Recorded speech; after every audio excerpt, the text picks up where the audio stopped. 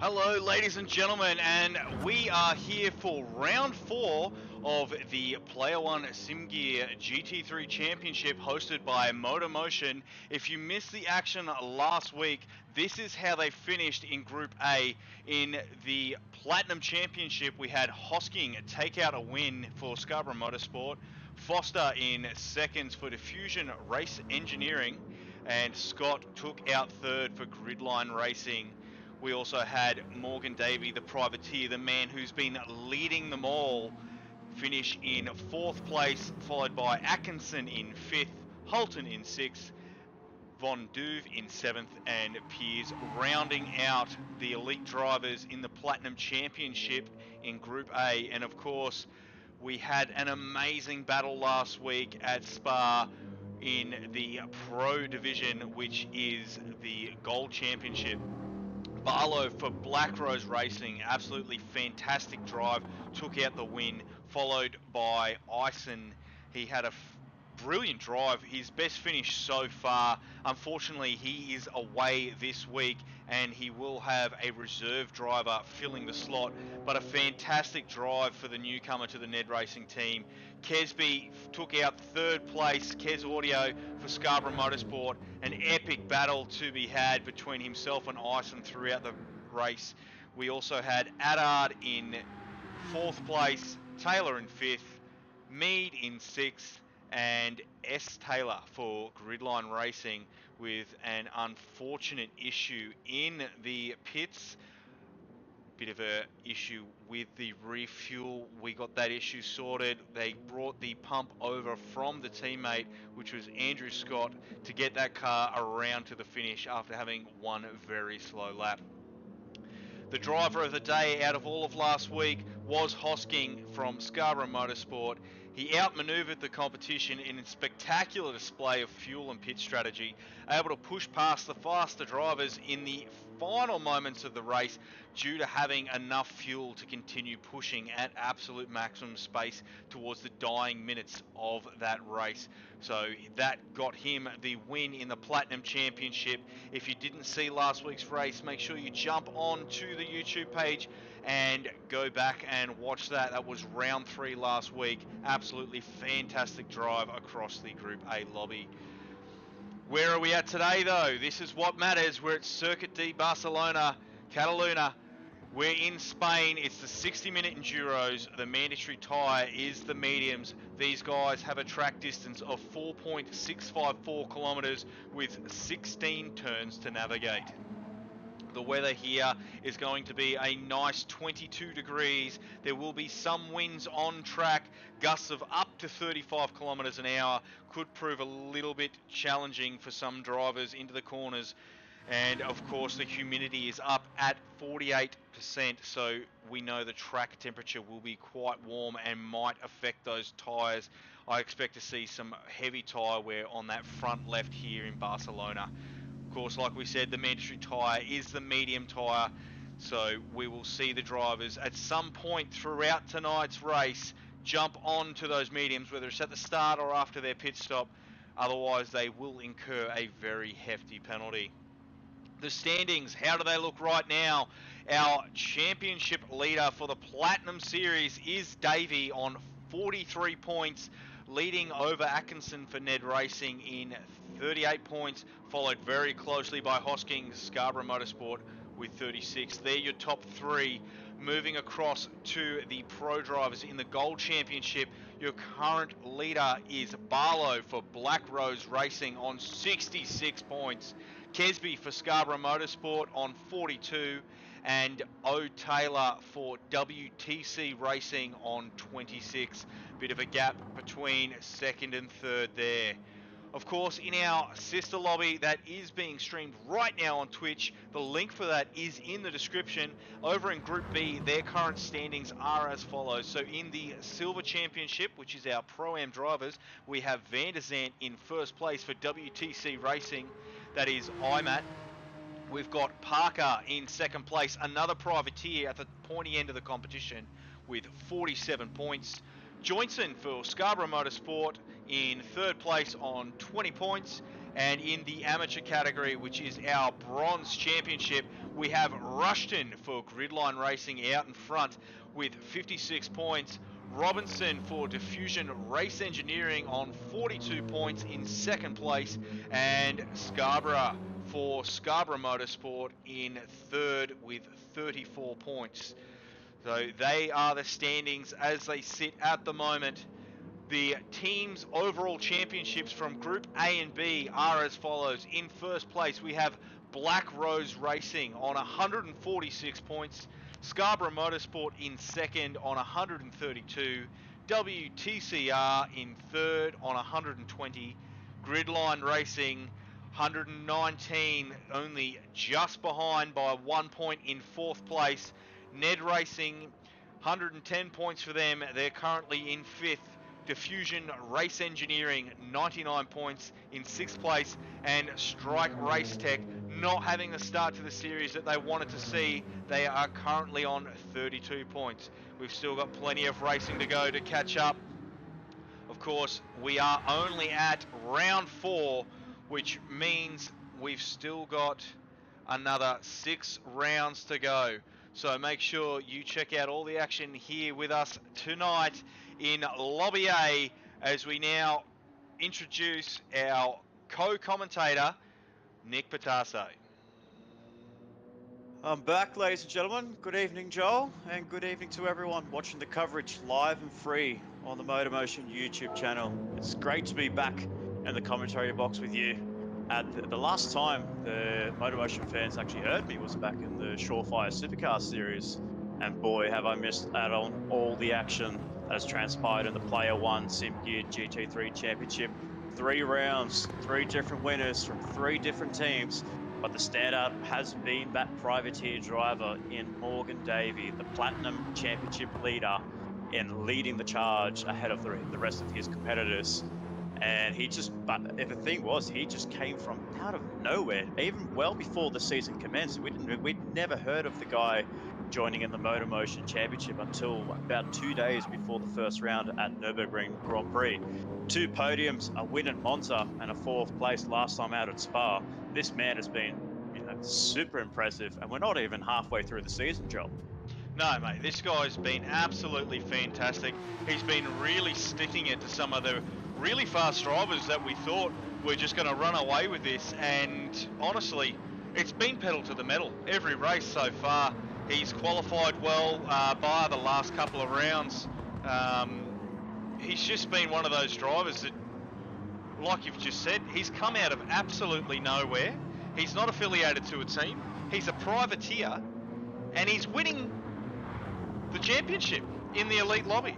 So this guy is going to have, I reckon he's going to have a lot of attention coming into round 2 of the GT3 Championship here in MotorMotion. Mate, this guy's just a freak, just another alien. It's an impressive debut for the privateer driver that is Morgan Davey. We've seen his name around plenty of times in other league series, but he's here to prove a point in this debut series that is the GT3 Championship, sponsored by Player1 Sim Gear. But let's not hog all the stardom on Davey's impressive debut, because I have to talk about Scott Barlow from Black Rose Racing in the Gold Championship. Where has this kid come from? A hat-trick of wins, also on his debut in MotorMotion, and looking to be the favourite to win here for the fourth time in succession at Catalunya.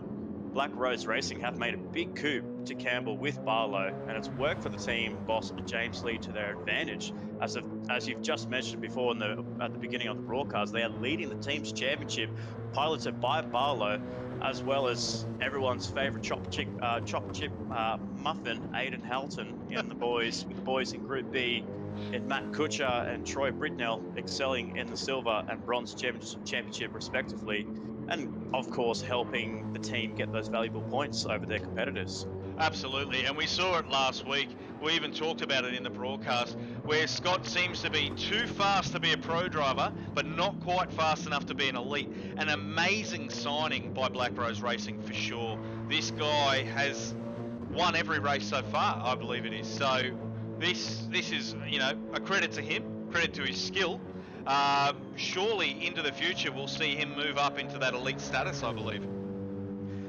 We don't want to put the curse on Barlow's progression so far. A hat-trick of victories. Can he go for a fourth? Time will tell in just under 20 minutes time, but he's looking to be the favourite to take out the gold championships in the early stages of round 4 here, circa the Barcelona and Catalunya, where you could, like you said, also in the broadcast, the top 6 teams in the championship, they're all separated by 47 points, and it's incredibly tight between all competitors this season. And like, we only just got started, Joel.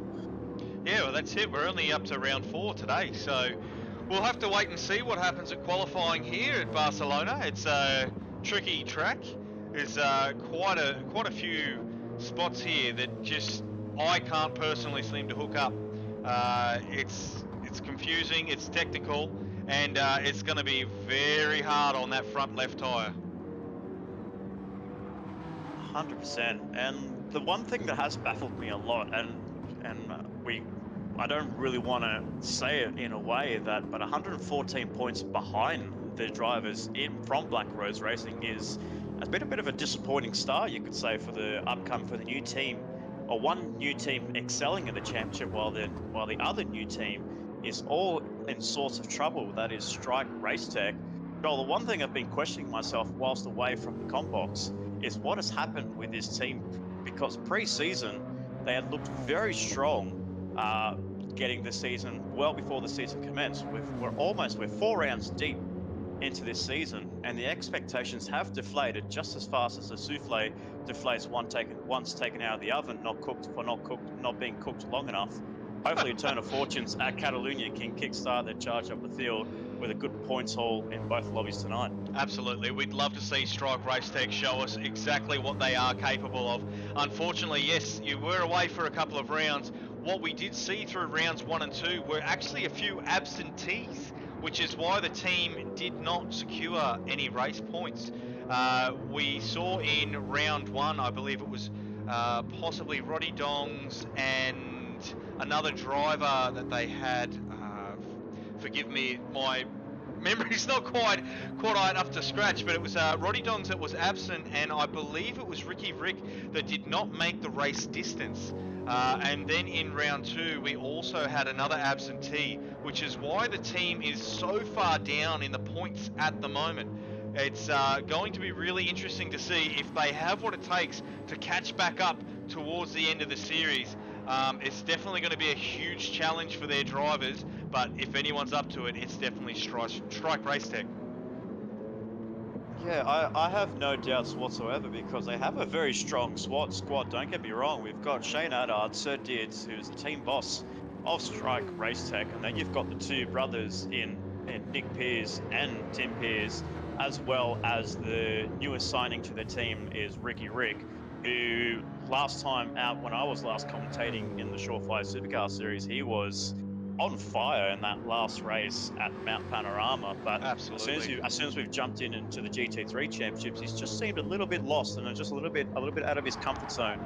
It's not like where he's been driving the road car Camaro that was sponsored by Coca-Cola, and he's done a very good job to get that car working. But unfortunately, in the GT3 Championship, it's a bit of a slow start, so hopefully we can see some progression tonight. Yeah, we've definitely seen some changes throughout the lobbies so far. Come to round 3, we did see a massive change in the physics as well. I believe the difference between the tuning aspect and the balance of performance really thrown a few drivers that got really used to the tuning of the V8 Supercar Series. Very challenging, very fun, but also very different. Once you get used to that, the bop just feels like a completely different beast. I can relate and feel for a lot of these drivers, being a champion of the Johnson lobby in the Surefire V8 Supercar Series, coming across and trying to help my team, NED Racing. It's felt very odd trying to get a handle on these cars once again, and maybe that could be some of the issue down there in the Strike Race Tech garage. Yeah, they're two different beasts, the GT3 and the road-going Camaro for Strike Racetrack. But fingers crossed we get to see some progression tonight. But also we have a couple of absentees for that have unfortunately plagued us tonight, where we have one of the we have Ison, who was actually part of your team, Joel. He's not available tonight, and he's been substituted with the reserve driver in Tony Griffin in car 62, and a very stunning looking Ned Whiskey Penrite sponsored Aston Martin V12 Vantage, and gliding that car very nicely so far. P3 in the practice session, so looking good so far for the upcomer and for the replacements for NED Racing. And also our favourite Qantas pilot, Andrew Scott, Ando 787, is not here tonight. He's going to be flying back from Delhi, I believe, tonight or tomorrow morning. So we'll be able to see him on track pretty soon, next time out and for round 5 of the championship. Absolutely, it's a bit of a lottery for those of you that don't understand how the reserve system works. It is a list of drivers that didn't quite make the teams. They didn't score a point in the championship. They became the reserve drivers. So each of those drivers still have their categories slotted from the pre-season sort of time trial that we set. And these guys are basically on call for the entire series for any team that cannot have a driver. So these teams aren't able to replace, as we see Davey get a bit sideways in the practice, as these teams aren't able to replace with any driver they choose. It's up to the admin team to provide a reserve driver, and that team then gets 50% of the points to go towards their team. So it's a little bit of a disadvantage to have a reserve driver, but at the same time, it is absolutely better than nothing, and we've seen some very talented reserve drivers so far throughout the series. In rounds 1, 2, and 3, I believe we've seen a reserve driver either in Lobby A or Lobby B.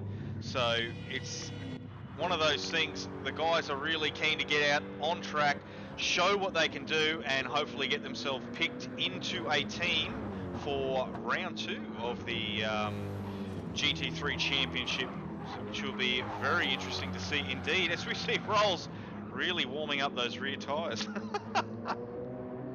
It's going to be a very hard challenge for our drivers this evening, especially getting around this layout, this 4.6 kilometer circuit that is Circuit de Barcelona-Catalunya. It is a very heavy front tyre wearing circuit, especially if you have to be careful with those front lefts, and even for the drivers in the mid-engine rear-wheel drive cars such as Scarborough Motorsport with their tyre wear, they're going to be trying to conserve both front and rear, because that car is going to, because of the engine at the rear of that Porsche, it's going to be probably wearing its rear tyres out quicker, or not just quicker, roughly the same time as the fronts are wearing out on that car. So it'll be very interesting to see what tyre strategies our drivers are going to be running this evening, whether they will go ultra aggressive and then run the mediums towards the end, with the mediums being the compulsory tyre here for round 4 of the Player1 Sim Gear GT3 Championship. And we cannot wait to get the action all underway,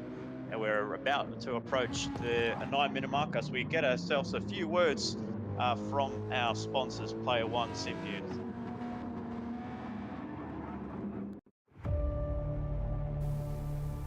Level up your sim racing experience with Player1 Sim Gear. Shop the biggest brands and the best range today.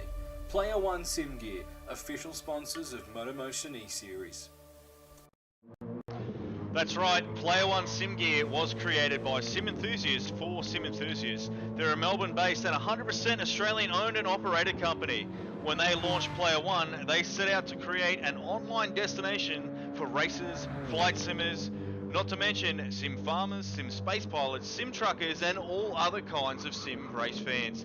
So to shop for all of the best hardware brands at the best price, make sure you visit www.p1simgear.com.au. Yes, exactly. Located in Melbourne, so I might as well have to go visit their workshop, Joel, and maybe they might be able to hook me up with some good sim gear, especially if people want me to start using a wheel rather than using a controller. Mate, and the brilliant thing about P1 Sim Gear is if you have something in mind that you like that they don't currently stock, they will do their best to go out and find it for you at the best price as well. They're really passionate about giving back and supporting their local communities. So if there's something that you like and they don't stock, they will definitely go out and try and find it for you. So definitely one of those guys to keep an eye on. They're proud and official sponsors of the MotorMotion E-Series. If they can go find me some popcorn chicken for tonight's coverage, that'll be fantastic. Oh, actually, no. While we're in Barcelona and in Spain, they have to get me a seafood paella. You know, just so I can sit back and a Rioja wine just to enjoy this live coverage of the GT3 Championship. So as we look through the field, we've got ourselves a good variety of. As I've been away on leave, we've seen quite a few cars that are leading the way in the championship, and we obviously the main cars that is leading is the Mercedes AMG 2016 model, but then you throw yourself a couple of the BMWs from Diffusion Racing and Gridline Racing, so both of those guys are very close, as well as the Porsches presented by Scarborough Motorsport. But one of the really interesting choices, I have to say, Joel, is seeing the Jaguar actually being a part of the championship. So WTC-Racing representing the Jag, as in the famous words of Jeremy Clarkson. It's very interesting to see this car work, because it's not really, I'm not really seeing it as a very strong car. Don't get me wrong on the drivers. Both Wade Von Duvey and Ozzy Taylor are doing an exceptional job in trying to extract performance from their Jaguar F-Type. But then you look at the drivers that they have in the championship. They have a look at the drivers like Dean Vandersan in the Silver Championship. He's doing an exceptional job, and he's leading that Silver Championship by a fair margin over his competitors. So I wonder if the drivers such as Von Duvey and Ozzy Taylor are maybe they're just not getting the full extraction of what Dean Vandersan is actually getting in Group B. Yeah, it's an interesting thing to shout out. Pre-season, that Jaguar looked to be probably one of the favourite cars to pick. I'm not really sure why we've only got one on the field and two BMWs. To be honest with you, if we had the option at NED Racing, we would have loved to have been in the Jag as well. We've made do with the Aston Martin. We've come to love and accept it. Really glad that those guys came on board and set up with us. But that Jag just seems to be so settled, very powerful, very forgiving as well. It's just one of those things. I'm not really sure if it's anything they're doing wrong. I believe it just comes down to how much performance, especially with that Porsche. We've seen through the last couple of weeks, the Porsche have fantastic tyre and fuel compared to the rest of the fuel. The Mercedes have some absolutely amazing top-end speed, and we have had some very long, straight tracks. So as we move into the calendar now, of course, we are at Barcelona today for round 4. Race 5 will be at Laguna Seca. So we'll see more turns and twists coming up as the season continues. Continue on that American theme from round 5. Round 6 will be at Watkins Glen. Round 7 at Daytona. And then we will move over to Japan for 2 rounds. Round 8 is at Suzuka. Round 9 is at Otropolis. And then we'll bring it home for the final round at round 10, Mount Panorama, where we will see a long straight once again. So the next couple of rounds, I believe, those cars that have been struggling so far will start to outshine the competition all of a sudden with that really good corner speed and efficiency. So we'll see the Porsche, Aston Martin and Jaguar all start to really shine over the next couple of weeks. That's my prediction. When we get back to round 10, I believe the Mercedes and BMW are going to be an absolute handful for the rest. to compete with, which kind of works out well. We'll see at the very pointy end of the competition some very close points and very close racing, I believe. That's just a guess. We'll just have to wait and see. You can catch all the action here on the MotorMotion YouTube page.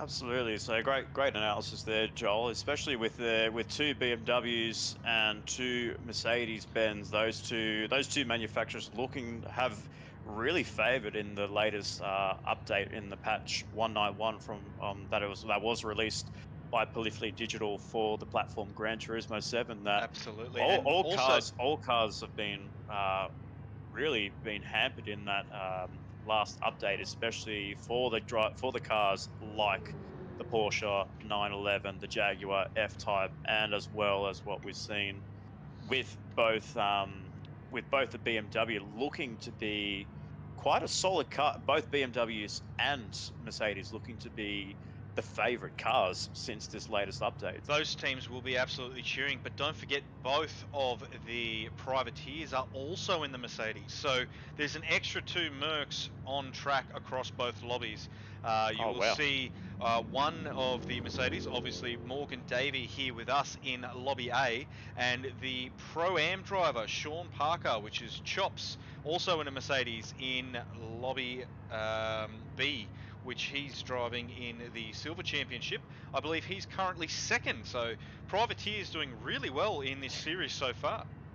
The Privateers are showing the main boys. It's just like, you know, we're here to play. Why didn't you sign us up? You know, P1 in Platinum and P2 in Pro-Am. So it's a very good signs for those drivers to be hoping to cement their place in both MotorMotion and especially in a team that has got its level 1 RCA license here in MotorMotion. So it will be very interesting to see how the season ends and where those privateer drivers end up. But looks like we are starting to get the green light on qualifying starting very soon. So usually what I like to say, Joel, we've got a 20-minute session. I always like to throw out my my good old Monopoly money on placing a bet on who's going to be taking out pole position. But because I haven't been around here and I've just only been able to catch up on your last live stream, I'm not so sure who's going to be the man to be taking out pole position tonight.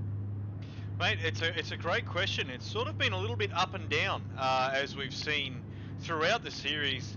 Davey has been fast in rounds 1 and 2, I believe taking pole in both of those. Lewis Atkinson also very fast in qualifying in the Platinum lobby. So I think basically for me, my pick's going to be between Davey, Atkinson, and possibly Holton. They're going to be my 3 picks for qualifying in the Platinum lobby.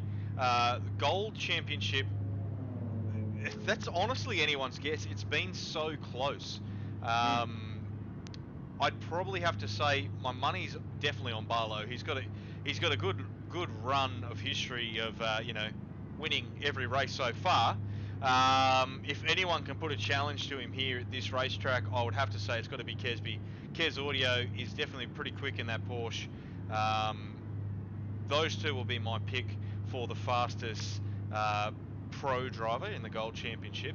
But in the Elite, I'm not too sure. I think it's going to be very close between probably the top 5. We've seen, especially last week, the first, I think it was the first 8 drivers were all under half a second of time from each other. So these guys they're absolute freaks, that's for sure. But it's very close racing. These guys are very equal in skill. Incredibly close that has been in that Platinum Championship, especially the Gold as well. So you just don't know who's going to be taking out that pole position in both championships. But you're also got to keep in consideration, as I've mentioned, that the latest update has helped drivers that are in the BMW from Gridline Racing and Diffusion Race Engineering. You got to think of the man in Rolls Can Hardly, and Robert Foster. You have to really think about. He took a very stunning pole position at Monza. This was well before the latest balance of performance update. A car that wasn't as strong as what the other competitors were having in their packages. So, I mean, around this track, I would actually be looking at thinking of Rolls getting a good time in pole position, as well as Hosking in the Scarborough Motorsport in that Porsche 911. So watch out for these guys as they start to set some banker laps in. But qualifying is underway. A 20-minute session here for our drivers this evening as they lead around for that outlap around this 4.6 kilometer circuit, with a tailwind coming from the south to the north, getting a bit of headwind going onto pit straight, as you also get a bit of a cross breeze in that second and third section of the track. So a little bit of interesting strategies that people need to consider, especially with the wind working to some drivers' advantages and disadvantages around the circuit. And it looks like Griffin is the first out of pit lane on that outlap, so we'll see him be the first driver to set a time so long as he makes it around before his teammate HC Lewis, the elite driver for NED Racing. Of course, we did mention that Griffin is the reserve pick for NED Racing team, which means he is covering Drew Ison today. The number 62 is in the reserve coloured NED Racing car, which is the green reserve whiskey that has just been announced. So a little bit of a colour tribute across the NED Racing team. They're got a lot of fancy colours across both lobbies. Between the two girls in lobby B, they've got pink and purple, so almost like the Skittles, as you see. We'll see these guys get across the line and go on their flyer. We've got Scott there for Black Rose Racing in the Mercedes. They are doing fantastic, currently in the lead of the championship. Their sponsors are Eat Key and Chill Out. And we've got the man himself, the team owner of Strike Race Tech, another Mercedes, so we'll get to see him go flying around here and set his fastest time. The pro driver of the Strike Race Tech, Shane Addard. Their sponsors are Strike and Ricardo. And then, of course, the man that you were talking about, Nick, Rolls Can Hardly. So you're expecting to see some big things from him today. Hopefully Diffusion Race Engineering will see some big things from their elite driver as well. Their sponsors are Spotify and Future. Of course, we've got Aussie making his way around for WTC-Racing in that Jaguar that we said was a car that seemed to be a favourite across most of the drivers, but only one team have chosen to go with it. Not as far up the standings as we would have expected to see them, but these guys have a listing of drivers across all of the categories, and I'm sure that they are going to have a bit of a peak in performance as we get up to those tight and windy tracks throughout the second half of this series. Their sponsors are Goodyear and Mobil One. And then the man himself, the current leader of the Lobby A Championship in the Elite Drivers, which is Platinum Championship, Morgan Davey, the privateer, the man that was not assigned to a team, doing it all by himself, and he's in the lead, having a great time doing it. Of course, his sponsors for himself is DoorDash and Deeds Brewing. Kez Audio there for Scarborough Motorsport in that beautiful Porsche 911 RSR. He is their pro driver, the number 72, and their sponsors is JB Hi-Fi and Nulon. We've got GLR Scotty for Gridline Racing making his way around the final corner, getting to go flying down that back straight onto his hot lap now. That is the Gridline Racing pro driver. Their sponsors are Valvoline and Bosch. As we jump up now to, I believe it'll be HC Lewis, currently the fastest man on track, has just finished his second lap with a 1:44.5. Is that faster around here, Nick, or is that? It's a very solid time that is set by Lewis in the NED Racing Aston, so very solid time there, but he's not too far ahead of Hosking in second place in the Porsche 911. So we're seeing a battle of the ages between the front engine, rear wheel drive cars versus the mid-engined, well, we can say with the Porsche, it's the engine's at the back of it, and a rear wheel drive Porsche 911. It is, as you said, it's a very stunning livery that Scarborough Motorsport have put out for Hosking to be piloting that car in through Sector 2 now. But then we have Morgan Davey, the championship leader for Platinum, in third. Rolls Can Hardly in Foster in fourth place. And then the first driver from the Gold Championship is being led by Barlow. I mean, I wouldn't say there's a surprise there, Giles, seeing Barlow's name up there, but he's hanging on to fifth place. There's a surprise. The wall. As we've just put the commentator's curse on giving him a good raps there, but at least thankfully for him, he can thank his lucky stars. It's only qualifying, it's not the race. If that happened in the race, then we'd be seeing a whole lot of drama going in that Gold Championship. But also not too far behind him is the substitute driver, the reserve driver in Griffin, holding on to P6 very nicely. So he's actually just jumped up the order on that last lap, and as we see as well, Von Duvey has actually now replaced him in sixth place. But between Griffin and Barlow, it's very close between those drivers, and I wouldn't even count Aussie Taylor right behind him in eighth place. And then we have Strike Race Tech's Adard in ninth place, the first of the Strike Race Tech Mercedes up in ninth place. And then we have Mr. Barry White, the famous Kiwi, and Big Bruce the Shark and Meads sitting in just outside the top 10. He's just been demoted down by Nick Pearce in 10th place. So big old Barry White from Kiwi land is sitting nicely in 12th place. And then we have Kesby just coming in to put on a fresh set of boots in his Porsche 911 in 12th. And then we have series admin of MotorMotion E-Series in Scott Taylor in 13th. Whilst we have a very surprising Holton in 14th place, and we're also picking up a half-second penalty. So a very interesting name to see down here at the bottom of the field. Choc Chip Muffin and Captain Muffin is sitting in 14th place there. So not the start that he wants, with less than 13 minutes to go. I'm looking at his fuel on board with the statistics that we can see up in the comm box. I think he's biding his time and burning some fuel. That penalty, I think, might have just been him getting out of the way, being a bit polite. We can see some scuff marks on the right-hand side of that car. So he might have had a bit of a rub with another car, or possibly with a wall. I'm not sure. Either way, I will expect to see him jump up massively on his next flying lap for sure. This guy is fast. He's very well known to be consistent in his race pace, and as well throughout the race, as we saw at round 2 at Monza, going hammer and tong with a Davey on the last few laps there. Between Holton and Davey was an incredible battle, as a battle of the ages, just like we saw in the GT3 pilot season, where we saw Walker and Taylor battling it out on the last few laps of that race as well. And then we saw it with Holton and with Davey. But now with that lap, he moves himself up into 5th place, but only a second behind Atkinson. And that was with a half-second penalty too. So we'll expect to see him jump a bit higher, I believe. So he had that half-second penalty before coming across the line, didn't he, Nick?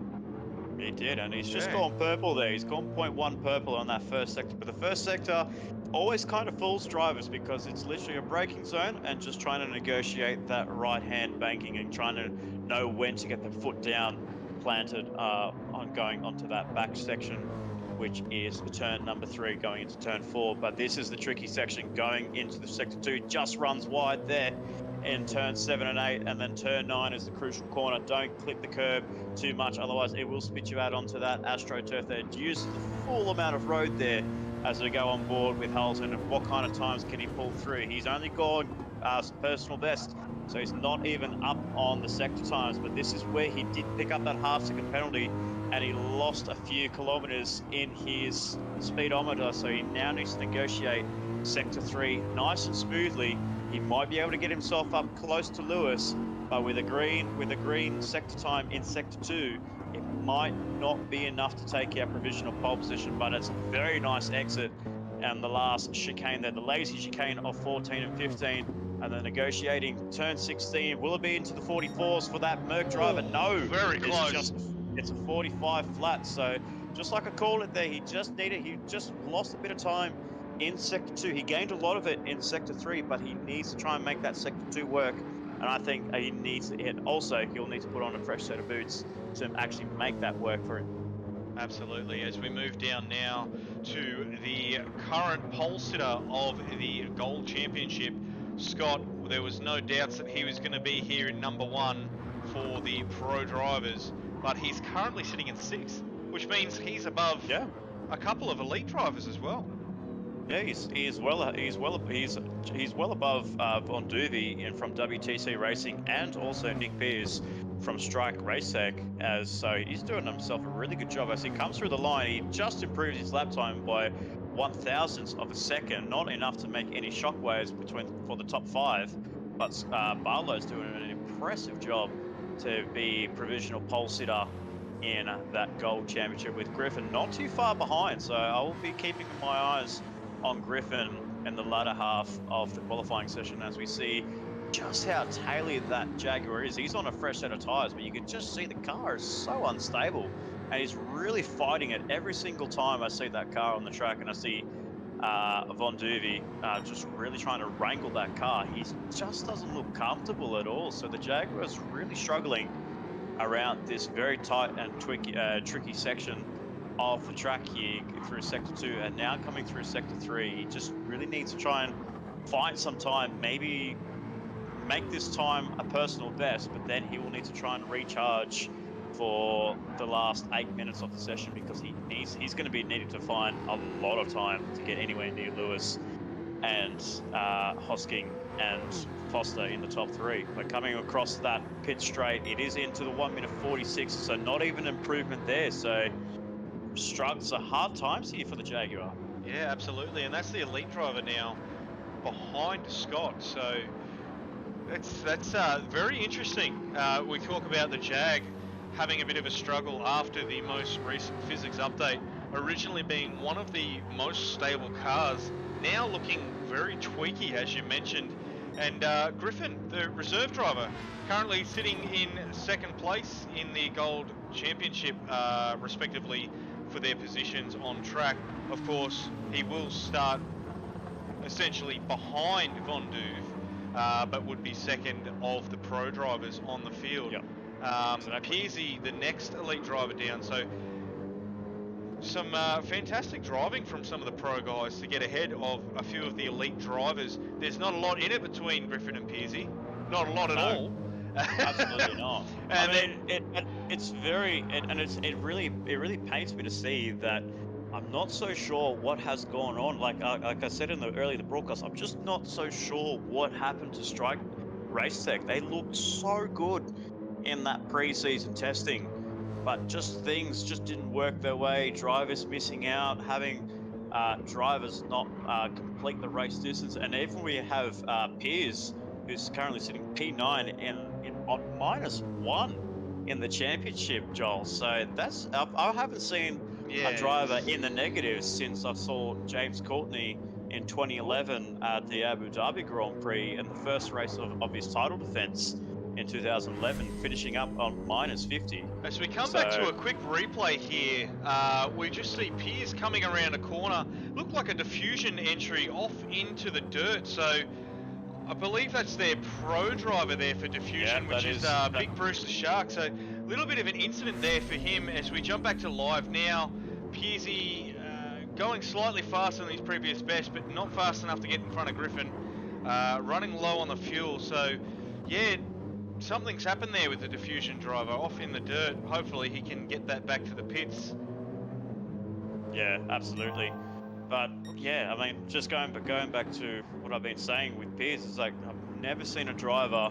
I never thought I'd actually see a driver in the negative points haul, and obviously something happened with an incident involving him and another driver last time out at Spa that we might cover later on into the coverage. But yeah, I mean, it's the season's just not turning out to be a positive season.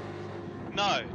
The good thing is they do have another 6 rounds to try and make up some ground and earn some points for themselves. But like you said, -1, I don't even understand how it got there, to be honest. He's definitely struggled through the series so far, but to be on -1, I don't understand how it's happened. So these guys look so fantastic at the start in the pilot series. It's just a little bit unfortunate that sometimes things just happen the way they happen, and yeah, absolutely. You know, we'll just move on and watch the next 6 races unfold, I suppose, including this one here. 100%. So now Taylor's coming through with looking to be a much better improved time. No, he just misses out by 0.1 of a second on his personal best, but sitting third in that Gold Championship, who really took it to Walker last in the pilot season, where he almost won the race as a pro driver, but just unfortunately got overtaken by Walker from the then Swan Racing, a team that we were both familiar with back in the last couple of years, racing against them. They've done him. He's shown a lot of great progression, but that was in the Corvette. But he's now shifted from Corvette to Jag, so he's maybe struggling to find a little bit of balance between the 2 cars. Maybe thinking that the Corvette was the better car, and he was probably thinking to slap his mate 117 to say, "Why didn't you pick the Corvette?" Was it available for this series? I don't think it was.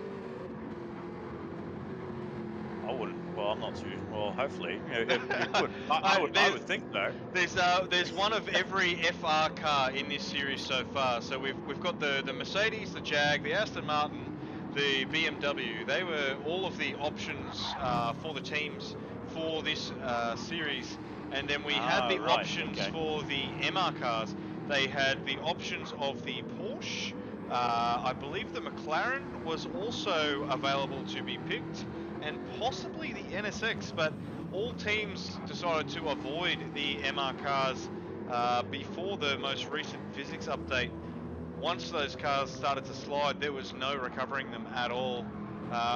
Scarborough Motorsport have predicted something absolutely amazing, which was the physics update, and now that car is looking very, very strong.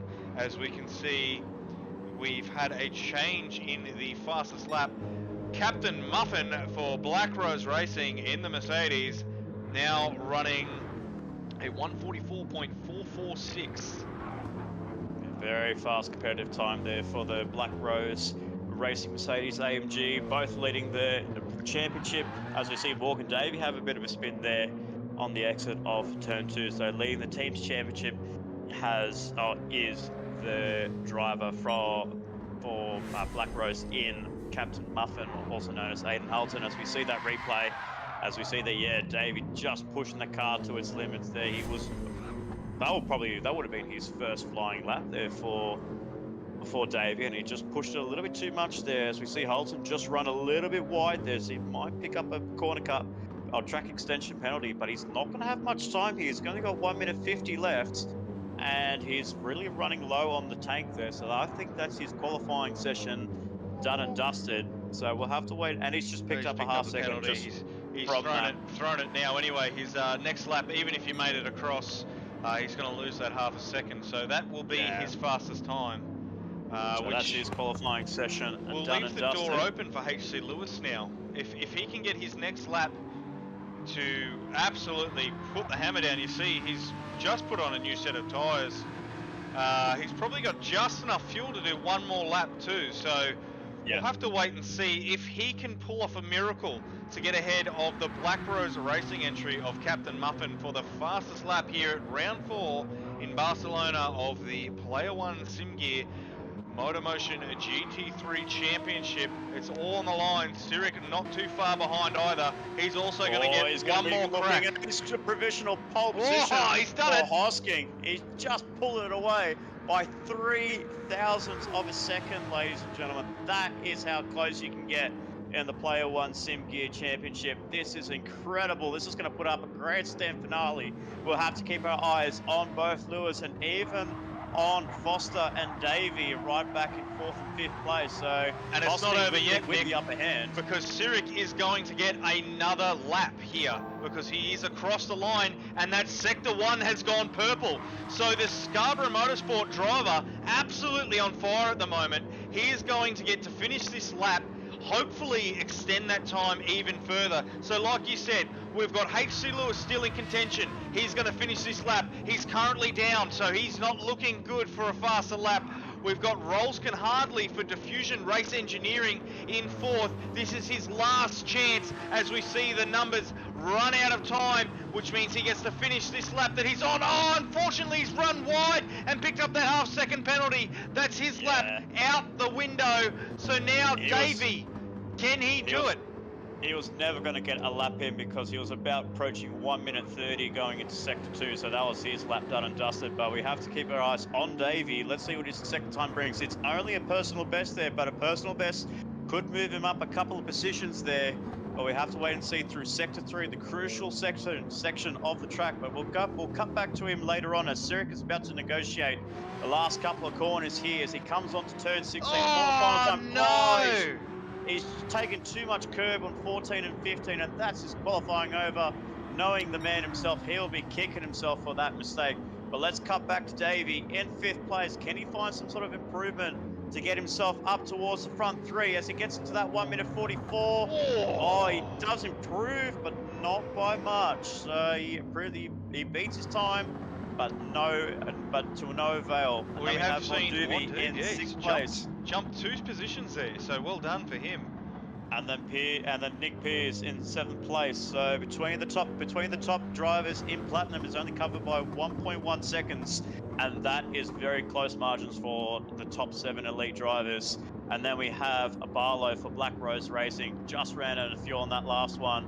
Is so far the man that's going to be has taken out pole position for round 4 of the Gold Championship with Aussie Taylor in 2nd place. Shane Addard in 10th place and 3rd in class, done a great job. So both Taylor and Addard managed to jump Griffin on that in those last couple of sectors, in those last couple of minutes, because Griffin was looking to be a solid P2. Absolutely. So those drivers just came from out of nowhere. So Griffin will hold 4th in class, and then we have Mead for the Fusion Race Engineering car 999 that is going to be 5th in class. Then we have Taylor in 5th place for Gridline Racing. So they are the sole Gridline Racing BMW down in 13th place. And like you said in the top of the broadcast, had a bit of a mishap with the refueling system in that BMW, all the way down in 13th place. And then the driver in 14th place, which I'm trying to remember on the top of my head. Audio, yeah, surprisingly. Kez Kesby in 14th place, so not showing the pace that his teammate has. 2.3 seconds behind Hosking that is starting on pole position, the overall pole position here for the Player 1 GT3 Championship. It's absolutely fantastic to see these guys really pushing it. As we can see on that first page, we've got the fastest lap of a 1:44.443. Captain Muffin, a 1:44.446. Nothing in it at all. HC Lewis still only a breath away from them. The entire, from 1st through to 8th, there's a second difference between them. And then of course 9th through to 14th, another second there. So really the field only separated by about 2.3 seconds. Really fantastic driving from absolutely everyone that we saw in the broadcast. A couple of drivers we did see pushing the cars just slightly too hard and getting all sorts of out of shape and off into the wall. It happens when you push the car to the absolute limit, but Yeah. Really great drive for Cyric in the Scarborough Motorsport Porsche 911. We saw him battling it out with HC Lewis last week for the pole position. Captain Muffin has now decided to enter his name into the challenge alongside with Rolls Can Hardly. All four of those drivers hitting into the 144s. So anything could happen here today. It's all going to come down to fuel, pit strategy and tyres as we navigate round 4 at Circuit D Barcelona-Catalunya, as we cut now to a quick promo of everything that's happening in the MotorMotion E-Series. Sit back, relax, and we will be back with you very shortly.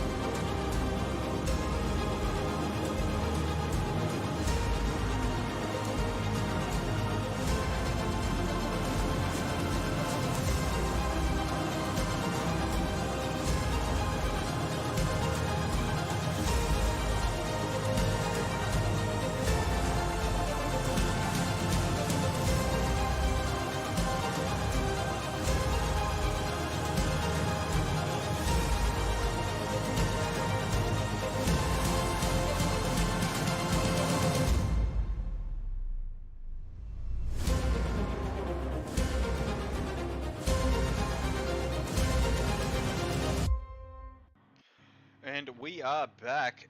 Wow, what a qualifying that was, Nick. Absolutely amazing. To run through that order again, Cyric for Scarborough Motorsport, which is Xavier Hosking, first place, absolutely flying around in that Porsche 911. Captain Muffin in second place there for Black Rose Racing. HC Lewis taking out third position on the grid for NED Racing. Rolls Can Hardly in fourth for Diffusion Race Engineering. The Privateer, Davey in fifth place. And we've got Von Duve in sixth for WTC Racing. Pearsey for Strike Race Tech in seventh. And of course we've got Scott for Black Rose Racing taking out 8th place for the grid here in round 4. 9th place goes to Aussie for WTC Racing. 10th place is Sir Dids for Strike Race Tech. Then we've got T Griffin in the V12 Vantage. He is the reserve driver filling in for Drew Ison, doing a fantastic job for NED Racing team. We've got Brucey, Big Bruce the Shark for Diffusion Race Engineering. That's their pro driver in 12th. GLR Scotty in 13th place for Gridline Racing, and Kez Audio rounding out our field here today for round 4 of the Player1 SimGear GT3 Championship. This is going to be a fantastic race. I can't wait for it to get underway. Nick, this is going to be something exciting. We know this track is super hard on the tyres. We've got the mandatory tyre of the race medium. What are your predictions today for laps? We've seen obviously the drivers are capable of doing 144s. How many laps do you think we'll see here in this 60-minute enduro? I think we're going to be looking about anywhere between, like going on rough calculations, if you look at about a race start between setting 145s, 146s, and then going onto those medium tires and just conserving it, you're looking at about 35 to 36 laps for the race this evening. So it's going to be a long haul for the drivers. 36 laps around this track where overtaking is very well known to be non-existent in any forms of racing. It's going to be putting on a tough toll. But for the top 3 drivers in Hosking, Halton and Atkinson, both separated by less than 1/10 of a second.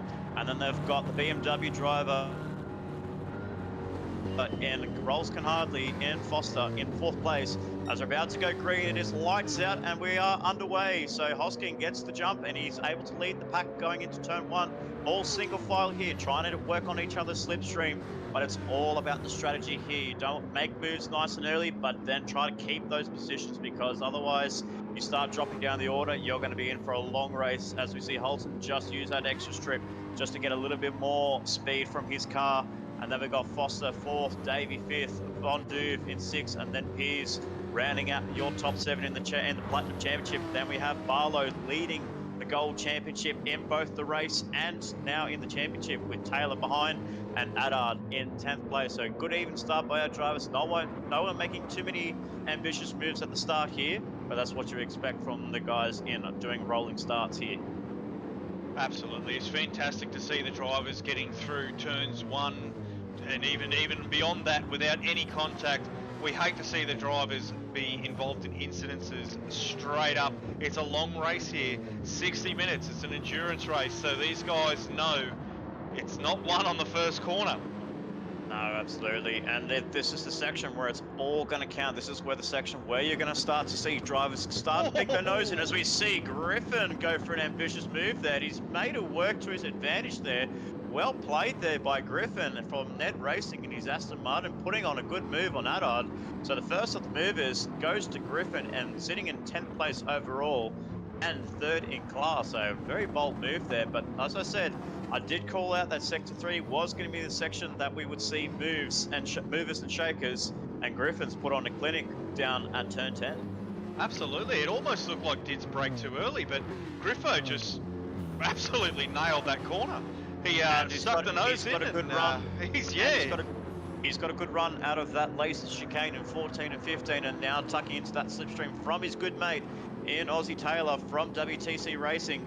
Runs the car wide to get a much wider entry into turn 1 and 2, but it's just going to sit behind Taylor and try and take advantage of his slipstream. But this is the section where Dirty Air really comes into effect. As you can see there, it just runs the car absolutely wide. Wow. Yeah, the Dirty Air plague that you've got in these GT3 cars, high downforce cars compared to what we saw in our Surefire Supercar series and what you'll see later on in our Track Racer TCR Championship. The Dirty Air is basically non-existent, but with these cars, with the higher aero package downforce, you're going to be seeing a lot of car movements. You're going to see the cars very unstable on the rear end when trying to make an overtake on somebody, and then it's all about just trying to make sure you execute those moves as cleanly as possible. We have Meads, Barry White from Diffusion Racing in 12th place. As we see Griffin go for an ambitious move there on Taylor. Does he make it move? Does he make it stick? No. So he's lost a lot of speed there.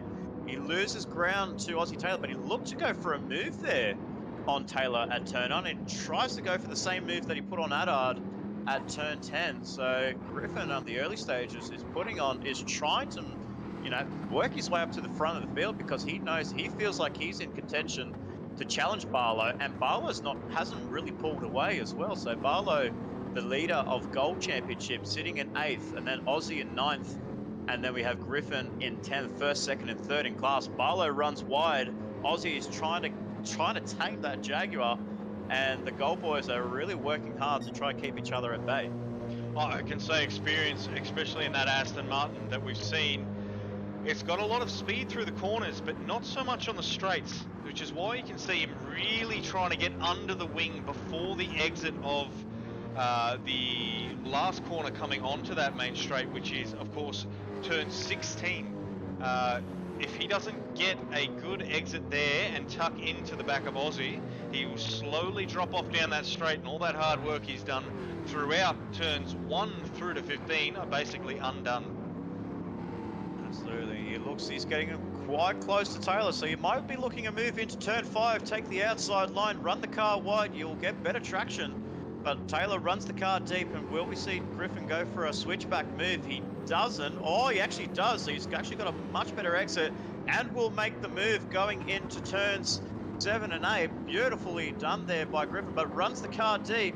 Does Aussie get the cutback on Griffin? He does. He goes around the outside well before turn 9. Bit of a hip and touch move between the two drivers, and Addard's going to come from out of nowhere. He could take 2 positions in the span of a couple of corners there. Addard for Strike Race Tech, looking to get their season back on track.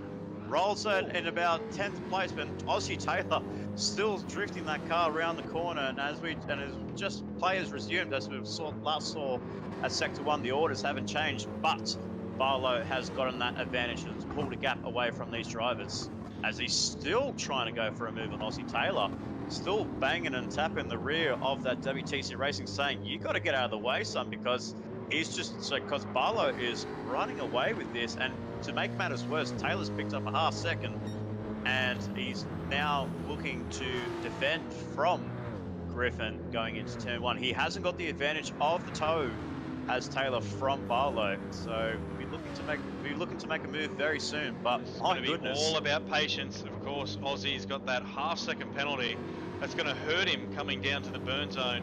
But as long as Griffin can be patient and wait for the move, as we saw, Dids almost managed to take 2 positions just by being super patient with these two battling it out. Patience is going to be what wins this. There's not a lot of overtaking opportunities here. It's going to come down to picking your moment. And as we see, Aussie really good into the corners in that Aston Martin, versing the Jaguar, but just losing out on those straights. So here we go once again. We've got Griffin, same move, up the inside, makes it stick, and Aussie, oh wow, absolutely, that would have been a thrill and a brown stain moment all in one. That car really snapped. And also, you have to take into consideration both Griffin and Aussie got themselves penalties, but it looks like they've just held off Addard there, and Griffin's the first of the movers, taking 2 positions in the opening 4 laps. So great stuff by Griffin for Pro Class, sitting in the Gold Championship, sitting in 2nd place at the current stages.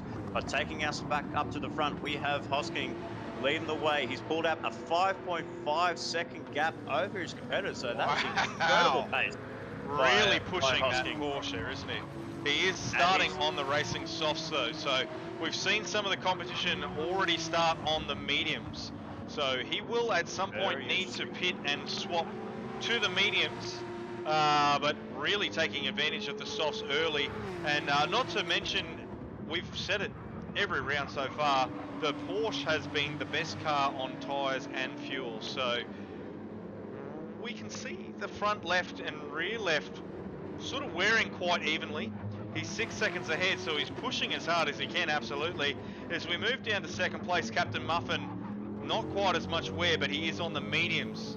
So we'll look to see maybe a bit of a swap in times when they hit that first pit stop.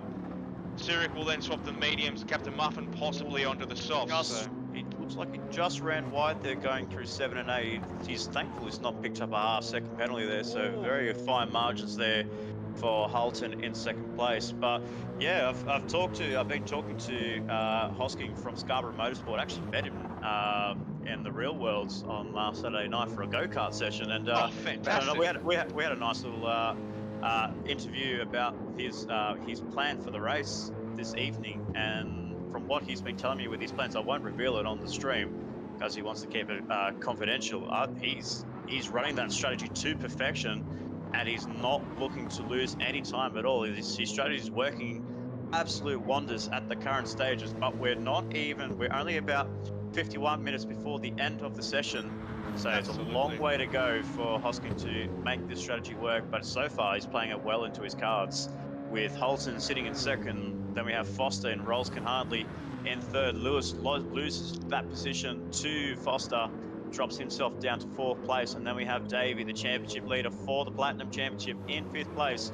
They've both got themselves good margins over Von Duve and Pusey in 6th and 7th place, whilst we have the first of the Gold Championship drivers in Scott Barlow in 8th place. But Griffin is just coming back, and he's working really hard to get onto the back of Barlow. So Griffin, the reserve driver this evening, filling in for Burke's boy from NED Racing. He's doing himself wonders, but you have to keep into consideration as well, he's on the soft tyres and Barlow's on the mediums. So this, of course, Griffin is going to be a little bit faster than Barlow. So, but I think as well, he's just been held up a little bit too long. As you can see, that front left and right rear, that left side, yeah. Right rear, yeah, the left side of his car is really taken a toll, especially fighting the driver in Aussie Taylor. Absolutely. The softs are really going to get punished here on the left-hand side. That front left extremely so. We've sort of seen in some practices the mediums wearing just as much as the softs if you push the car beyond its limits. But we've seen quite a few different cars. So from myself with the Aston, the mediums and the softs were wearing quite similarly on the front left. The rest of the tyres were a different story. But as we look at the rest of the field, that Mercedes there, as we see, Scott and going on turn 16. That's a really good move there by Griffin. Wow. He's now the leader of the Pro class in the Gold Championship, leading the way on lap 7 of this 60-minute endurance. With 49 minutes to go until the end of the session, 11 minutes deep into the session, and we have Griffin leading the Gold class in 8th place, and he's going to be looking to make some moves on Nick Pearce, who's looking to just lose a bit of touching ground between himself and the WTC Racing driver in Wayne Von Duve in 6th place. Absolutely. So great, a very good start by Griffin, especially working those soft tyres to perfection. He's done a really, looks like he's going to be running a very aggressive strategy tonight. So we'll wait and see where he progresses at the end of this 60-minute endurance race. Yeah, it's quite interesting to see the different strategies coming out across the different teams. The testing that we've seen across the Aston Martin, that front left, like I was saying, with the mediums and the soft, were quite similar wear times. There wasn't much of a difference. But now looking through the rest of the field, we can see the Mercedes and the Porsche really not having that same issue. The mediums having a lot less wear in comparison. So there's definitely going to be a lot of different strategies across the teams as we see the cars really showing their different strengths and weaknesses coming through the different tracks here now onto round 4 of the Player1 SimGear GT3 Championship. Yeah, so it's all about trying to preserve that front left tyre, and for the drivers such as Griffin and Hosking in first and leading the overall field in first place for Platinum in the elite class and the Platinum Championship. He's doing himself a really good job, but those tyres on his side of the garage is going to be pretty well worn out by you're looking at about lap 12 or lap 13, where you're going to see a little bit of wear, a little bit too much wear on those tyres, and they're going to really affect the driver's performances. But he's still got himself a very good, comfortable margin over the drivers in the Mercedes and the BMW in Hulton and Foster respectively, as well as Atkinson, who's actually coming under pressure from the Platinum Championship leader in Morgan Davey in 5th place. So Hosking's doing a very good job for Scarborough Motorsport and really working that Porsche so well. But like I said there, that entire left-hand side of both of the Porsche is basically, it's well matched. You could say yeah, the absolutely. front end rear-wheel drive cars such as the Mercedes, the BMW, and the Aston, they need to preserve their fronts, and the rears not so much. But with the MR cars, you have to look after both ends of the spectrum. Yeah, with the extra weight sort of towards the back end in comparison to the rest of the field, these guys will feel like the aliens here on this track, with both tyres wearing at an equal rate. So this is probably going to be one of the tracks that might really struggle for the Porsche, as we'll see a massive change in grip as the race goes on. But with that 10-second lead that he's now pushed out for himself, he's got a lot of breathing room. As we look back to Captain Muffin, we can see considerably less tyre wear, but you know, he's 10 seconds behind. So even if he has an amazing pit stop, a flawless race, he's going to have to drive like an absolute bat out of hell when he changes tyres. That's if his strategy includes softs. We've seen some teams actually opt to go medium in some of the practice sessions, so we'll just have to wait and see. We'll bring you all the action here live with myself and Nick in the commentary box. Moving down through the field, we do have Rolls just behind there in the BMW, which shows more of the story that we've been talking about. That heavy wear on the front left tyre. So we see his right hand side barely any, rear left slightly, you know, pretty much, what would you call that, Nick? Maybe a little bit less than a quarter wear on the rear left? Yeah, it's got nothing on it compared to what we see with the Scarborough Motorsport car 19. And then of course, Davey in the Mercedes, very similar story to the BMW. HC Lewis with the Aston Martin, a little bit more wear on the front left, but again, quite a similar story. Von Duve in the Jag, a lot less tyre wear compared to the rest of the field. And Peasy really, oh sorry, that's Griffin on the softs, really starting to lose that front left now. Trying to swap on to Peasy in the Mercedes, who is the next driver on the mediums. They just had a change of position with Griffin really pushing on those softs.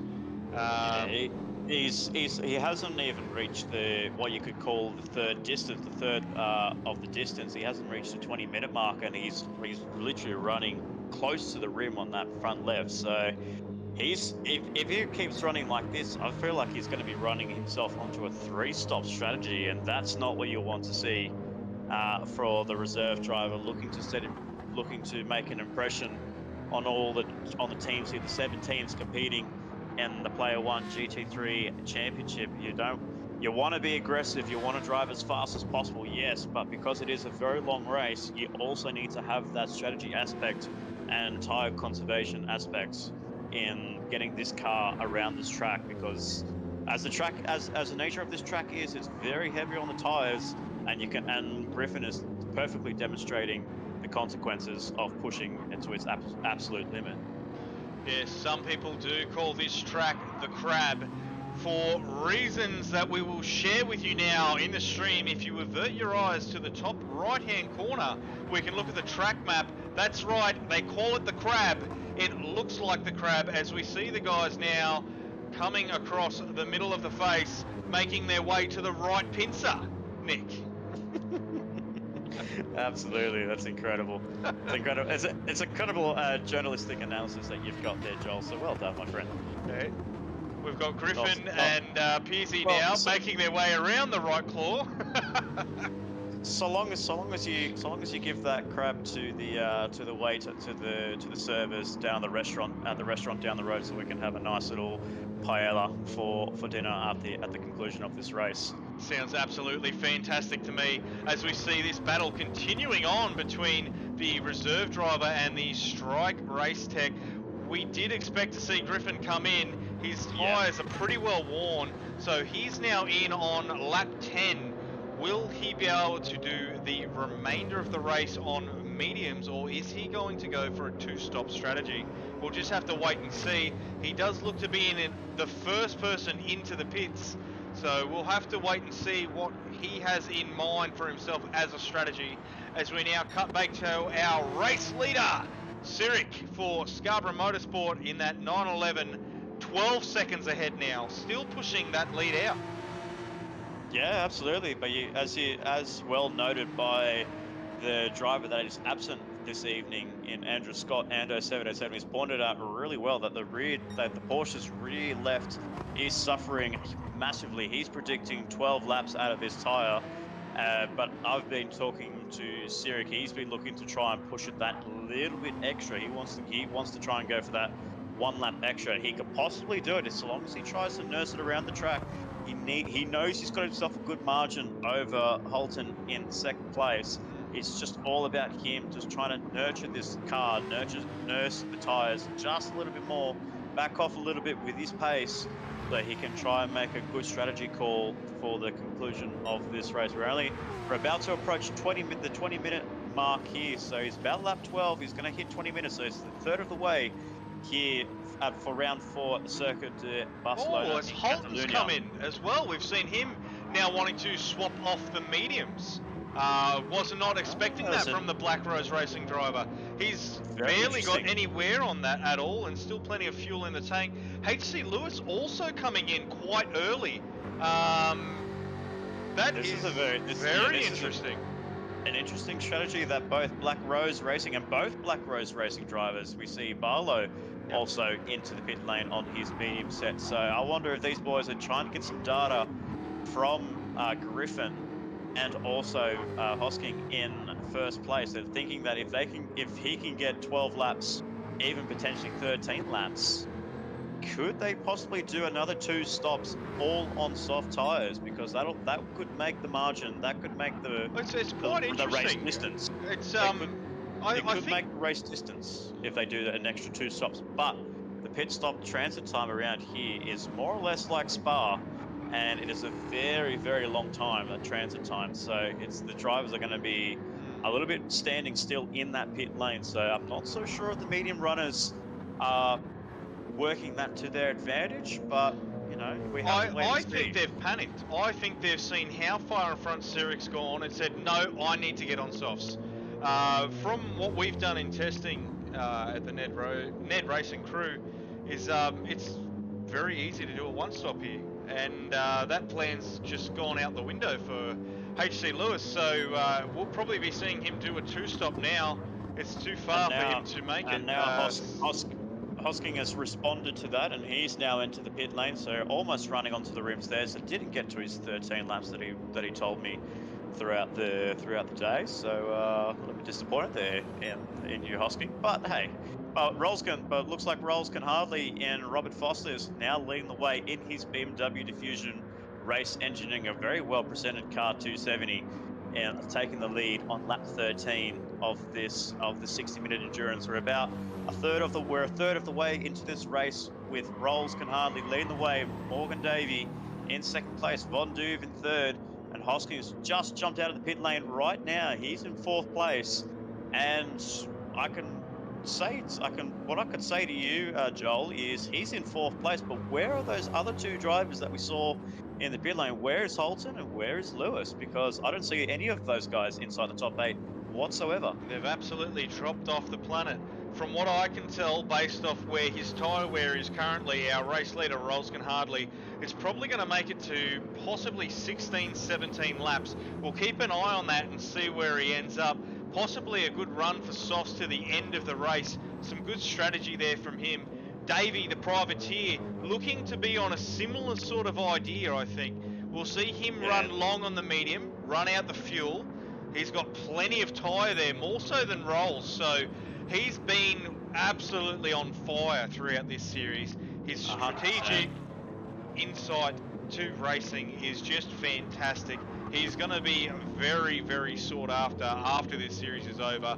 Wade Von Duve here in 3rd place, really looking after the tyres in the Jag. Plenty of fuel. And he's going to keep going for a while as well. I expect to see a soft stint from him as well. And it's actually surprised me, because I looked at this car in the practice session, and I just thought, you're not going to be able to make this car work around here. But Slappers Mate 117 and Wade Von Duve, the team boss of WTC Racing, the rebranded from WTCC to WTC Racing, they're doing a really good job and really nursing that tyres. We're 23 minutes into the session, so he needs to do 6.5 more minutes of this stint on the mediums, and if he can go a little bit further out, he's going to make a 1-stop work. But what tyre compound will he put on to the end there? I think our top 3 drivers are going to go for the 1-stop, and I believe that all 3 of those will swap onto the softs. We'll have to catch up with that later throughout the race. I think there's probably another 2 or 3 laps to go before we see those guys hit the pits. But Cyric, he's the first driver. Oh, Wow, absolutely fantastic moment there. As we go back and watch that once again, let's watch it from an on-board perspective. As we see Ciric get on the gas just a little bit too early coming out of this corner. Oh, very good save there by Ciric and from Scarborough Motorsport. So you can definitely tell those tyres are not up to temperature. You can see that as we saw at the early stages with our drivers on the medium tyres, they haven't been able to get that tyre temp. But now they've settled themselves into the rhythm now that they have a bit of wear on the medium tyres. So Ciric's doing a really needs to try and get that up to pace as quickly as he can, because if he's going to go for another stop, he's going to have to really push that medium set for a short stint on a soft tyre. So he'll be one to keep an eye on with that, as I think he came in with a 12-second lead there as well. So 12-second lead from Ciric to Holton, and well, it'd be interesting we'll to have see to wait if and see. Do you believe that he won't be able to go to the end on those mediums? No, I don't think he will. He's going to really struggle today. If you can see the guys like Rolls can hardly, Morgan Davey, Von Duve will possibly go to the end on a one stop, but I don't know. Like he came in quite early. He came in on we can also see the 20-minute mark. We can also see now that I open my eyes and actually have a proper look. The fuel, he hasn't fully fueled, so he's definitely on for a two-stop. Yeah, he's looking for a short stint towards the end there, but he's actually closing the gap between himself and Foster in first place. So he's closing it, but he's now got a bit of traffic between himself and Foster in both Davey and Von Duve, and he's less than a second behind Von Duve. So he needs to try and get past him, because he doesn't need to obey. He hasn't got any blue flags, so they are entitled to race here, but Ciric needs to make sure he gets that move done on Von Duve as early as this lap. Well, of course, the blue flags will only come up for lap cars. These guys are on the same lap. So we see Von Duve with his mediums, front left, probably about halfway, 50% I'd say. So these guys are on the same tyres.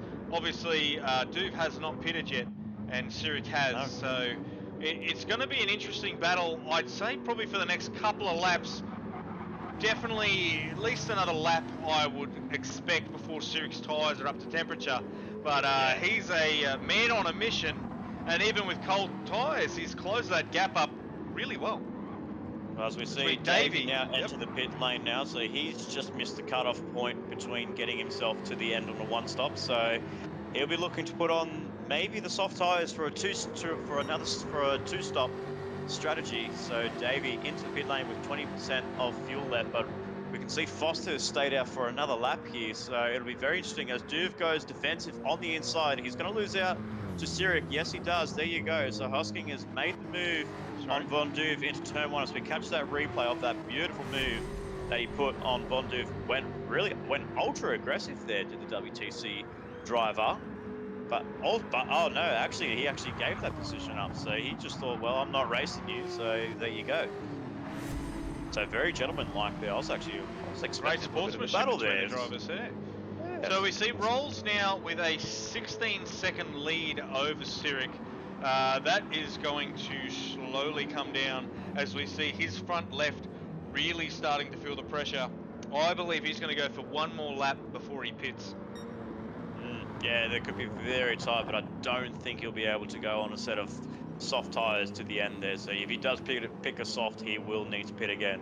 But looking down the rest of the field, we see Nick Pearce in fourth place that hasn't made a pit stop as well. So he's running that car down to the rim as well, but under pressure from Captain Muffin and Aidan Holton in fifth place on those soft tyres. So watch out for him to come through the field, going purple in sector 2, thanks to that benefit of slipstream from the Strike Race Tech.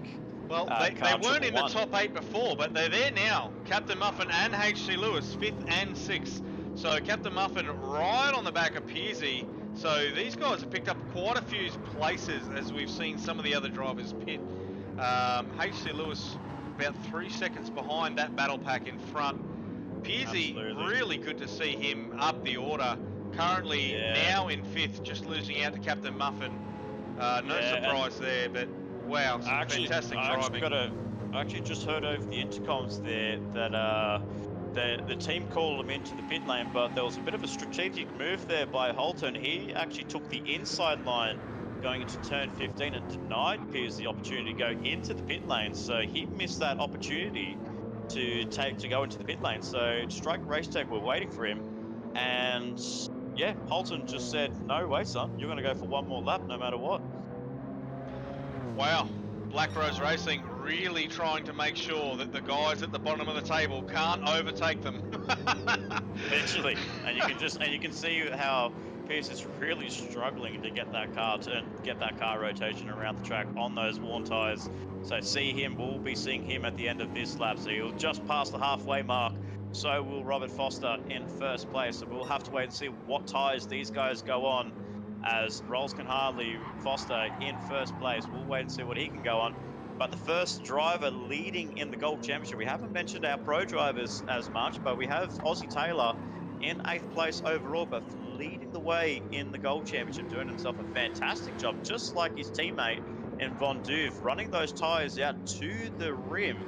And he's doing himself a brilliant job there to go half race distance, as well as Kesby as well. So Kesby, who started last in both in overall and in that pro class, he's come up into second in class, and he's looking to run the same strategy as what Taylor's running. So very impressive drive here by Kesby in that Porsche.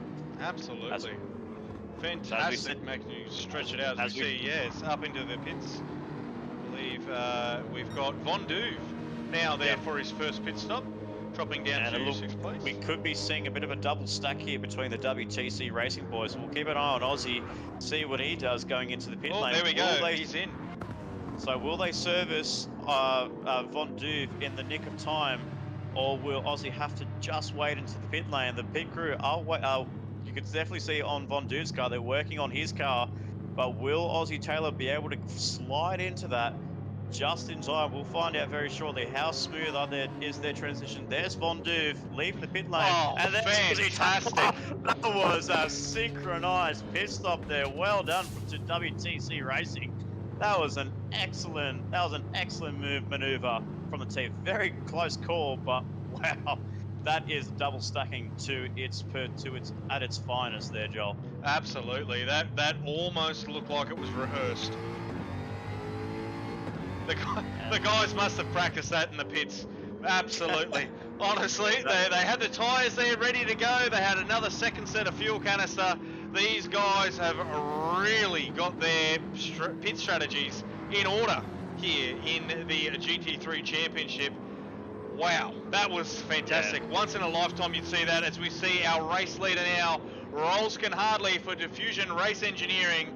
As we mentioned, really running down the fuel tank. He's basically run out of fuel before he's run out of tyres, only just. So using every inch that car has to offer, as we see Sirik, the race leader, now retake that position. He had a massive lead over the field going into his first pit stop, and now he looks to continue that domination. He's onto the racing mediums now, which is the required tyre. Yeah, we'll see him use this as long as he can. You need to look at the driver in second place. Holton is 8.6 behind Sirik when he was nearly 13 seconds in the Rolls He's made up a lot of time. Now onto those racing softs. His tyre. And you have to look at Lewis behind him as well. He's just 2 seconds behind us. You can just see him in the background there. He's catching up to Muffin in second place there, and here you can see his tyres are running almost to the rim here. So Derek on those soft tyres at the early stages, while everyone else went on the mediums. It looks to be playing well into his advantage, well into his favour here. If he decides to run the mediums for a little bit longer and then go for a short stint on the soft tyres towards the end here, looking to be the favourite, so far to be the favourite to win round 4 of the Player1 SimGear GT3 Championship. But it's not over yet. We've got 26 minutes to go, and we have to also keep our eyes on Rolskin Hartley, Robert Foster in 6th place. We need to see what his tyres life is going to be. He's on the soft tyres, so 26 minutes on one set of soft tyres. it's going to be tight. It'll be close. pushing it to the limit. We predicted there'd be about 33 to 34 laps. So let's just wait and see if he can make this work for him. He's going to push that front left definitely down to the wire based off what we've seen some of the guys come in on strategy-wise on those softs for that first stint. So we'll just have to wait and see how Rolls goes, whether he can make this one-stop work or whether he is going to have to come in at some point for another set of tyres. But he's definitely not out of this race yet. He's playing the long game as we see Prix make his way into the pits now to swap off his mediums. One of the longest runners I think that we've seen so far on those medium tyres. He will be on the softs to the end for sure, I think, with Prix, but it's still going to be... It's going to be one of those things, you've got to really take care of the tyres to make sure it lasts. As we move back to our race leader, Cyric, 8.5 seconds ahead of Captain Muffin. Captain Muffin on the racing softs, a lot less fuel, so he's not too far off having to take his second pit stop. HC Lewis in third, a similar sort of strategy to Captain Muffin. He's decided to go for a two-stopper here. And then we've got Davey, the privateer, the man leading the championship in fourth. He's on a fresh set of softs. He's got a little less than half a tank of fuel. He's also going for a two-stopper. Rolls can hardly. The only man so far that we can see that's definitely aimed for that one stop. He's fully fueled. He's got a new set of softs. Can he make them last to the end? We'll have to wait and see. Then we've got Scott, the man in the lead of the pro drivers. He's just had a huge incident. Oh, goodness. Gold Championship driver has just lost out now to the reserve of Griffin, who's made his way up into sixth with an unforced error. Unforced error. Wow. That is going to cost him. That's going to cost him so much, and as you can see him in the background, just weaving the tires and weaving the car in frustration. He's not happy. He was running that car so well, and then just like you caught it there, and we did see this early signs in qualifying, Joel. I did say in the qualifying, you make a mistake like that, it can cost him big in the championship, and he's lost. He's sitting, thankfully for him, he's sitting third in class, so he's not going to be off the podium just yet. But losing the lead like that and preventing him to win 4 in a row, man, Barlow's got a bit of work to do to get himself back up into that position. But that is now occupied by Griffin, the reserve driver, and then Addard in Sir Dids is sitting second in class, doing a brilliant job for Strike Racetech in running 7th overall, but about to make a move on Griffin. They go side by side through the turn 1, turn 2, around the outside. Challenging each other. I think he's done it. He's made that move, but Griffin's not going to budge through just yet, and he has to now. Just runs a bit of that high line, gets the marbling on his tyres, and now Addard is the leader of Pro Class. So this is the first time we've actually seen Addard lead the way in Pro Class in the Gold Championship.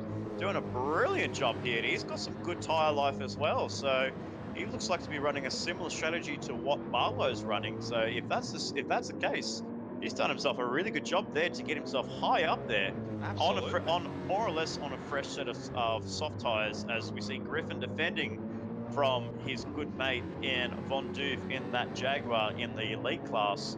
And then we see Barlow right behind, just sitting a little bit further back behind his competitors in that pro class. Man, this is going to be an interesting outcome. Very intense racing in the Gold Championship. Absolutely. Sometimes the crab just pinches. That's right, the crab is back on screen. The crab has bitten Scott for Player1 Racing.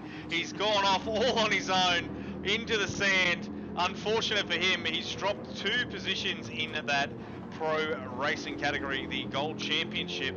So T. Griffin now in second place behind Sir Dids. Fantastic. It's the first time we've seen the Strike Racetech team in the lead, like you've just said. And a reserve driver behind him. So, wow, this must be just foreign territory for Scott. It's the first time he hasn't been winning. Yeah, absolutely. He hasn't been winning by comfortable margins here, but as we saw in that last set of pit stops, we did see Aussie Taylor and Kes Kesby pit on at the past the halfway mark, so we have to wait and see what tyre strategy they're going to be running. Aussie looks like he could try and challenge to go to the end of the race. Same with Kesby in that Scarborough Motorsport. There we have Mead for Diffusion Race Engineering Car 999 in 12th place, and then unfortunately the man we haven't really seen too much of is Scott Taylor in 14th place there. He's just he just seems to be having a bit of an alone time. So apologies there, Scott, for not giving you camera time, but there you go. We'll give you a bit of credit, and we'll give your sponsors a bit of a plug there. Yeah, but unfortunately, Racing sponsors, Valvoline and Bosch. Unfortunately for their star driver in Andrew Scott, who's all the way over in New Delhi in India, he's not able to lend a hand to Scott Taylor, which unfortunately Gridline looks to be struggling this time out at Catalunya. But we can't wait to see what these guys can do at Laguna Seca next week for the Player1 Sim Gear GT3 Championship. But as you saw in that background there, you could see Hosking right behind in Scarborough Motorsport, not too far behind from lapping Scott Taylor. So he'll be looking to get as close as he can to Taylor. But the gap, I will say, between him and Holton is very consistent. It's very consistent laps here. But looks like we have Xavier in first place, looking to run that fuel tank quite low. So he's coming into the pits, and if I know him very well, for the last 20 minutes, he's going to be putting on a fresh set of soft tires, and he's going to go ultra aggressive on this last third of the race here. So Hosking for Scarborough Motorsport looking to go back to back here and the GT3 Championship, and then we have Holton, then Atkinson and HC Lewis, then Morgan Davey, Robert Foster in 5th place, with Sir Dids and Shane Addard leading the Gold Championship for the pro drivers, with Von Duve in 7th and Scott Barlow 2nd in class in 8th place. And there you go, just as we said, we have Hosking in the pit lane. So he is going to need to drive like an absolute maniac. As you can see, Muffin is in as well. Rolls is going to push Lewis this out for a 1-stop, which means all of these other guys are going to do the 2-stop. They're looking to pit now and do their final stint. Sirik's going to get off those mediums. We saw he didn't fuel from his first stop. He just swapped tyres. And now he's getting ready to swap tyres and probably put enough fuel in to get to the end. So we've got Rolls, the first of the 1-stop drivers. Davey, the first of the 1-stop drivers, which is going to put Sirik back to, I believe, coming out of 3rd. He's got 17 seconds to make up on those softs. Those 2 drivers ahead of him are not going to hit the pits again. He's going to need to rely on those soft tyres to really make a huge difference. We've seen both Davey and Rolls on the softs. Davies has a bit of wear. Rolls is pretty well looking. I'd say good contention to make it to the end. Davies probably going to slow down towards those last couple of laps of the race. Sirik's got a lot of work to do. He's got 13 seconds to Rolls, 18 seconds to Davey. But we've seen him absolutely flying around here so far. That's right, he's flying around the crab. And off he goes now, making his way on lap 24. We're 42 minutes into this 60-minute enduro. That's right, there's only just about, we're close to 7 minutes of racing remaining. Captain Muffin in 4th place for Black Rose Racing. HC Lewis currently in 5th for NED Racing. Wade Von Duve there for WTC Racing in 7th. We've got Scott, the first of the pro drivers. What happened there? No, sorry, I've missed. Sir Dids was in 6th. So Scott's managed to get a position back over Griffin. We've missed that in the background. And Pearsey in 9th. Griffin back down to 10th. So it looked like Griffin made a mistake on that last lap, but I think Addard actually came into the pit lane on that last sequence. So absolutely, he looks like he'll be going right to the end with his strategy. So we have Barlow resuming the lead in the Gold Championship for the pro class, done himself a really good job there. But the first of the 1-stoppers in Morgan Davey, unfortunately with his 1-stop strategy, it doesn't look like it's going to be working for him, because those tyres are going to run right to the rim, and then you can see Foster is really catching him very fast And then you're going to have Hosking right behind for Scarborough Motorsport, catching both of these guys. You're going to have to, Foster's going to have to really look after that front left. Between Davey and Rolls, Davey doesn't have enough fuel. He's definitely on a two-stop strategy. He's just dragged it out a lot further. Rolls has got enough fuel to get to the end for sure, where Sirik now still currently sitting 13 seconds behind Rolls. We're going to probably wait to see another lap or two when these tyres start to hit their optimum temperature. We'll see him really push those lap times down. So it's all on here now. It's really on here between Sirik and Rolls to see who is going to come out as the champion of round 4. I believe it's up to these two racers for who has the better strategy and who can keep their car the most consistent towards the tail end of this race. And I mean, it could be a possibility. We're going to be 4 rounds into this championship, and we might have a different winner for the 4th time. And as we see, Morgan Davey now finally make himself into the pit lane. So that's him out of contention for the victory this evening. So he'll drop all the way back down the field behind Lewis and probably in the clutches of Bondu from WTC-Racing.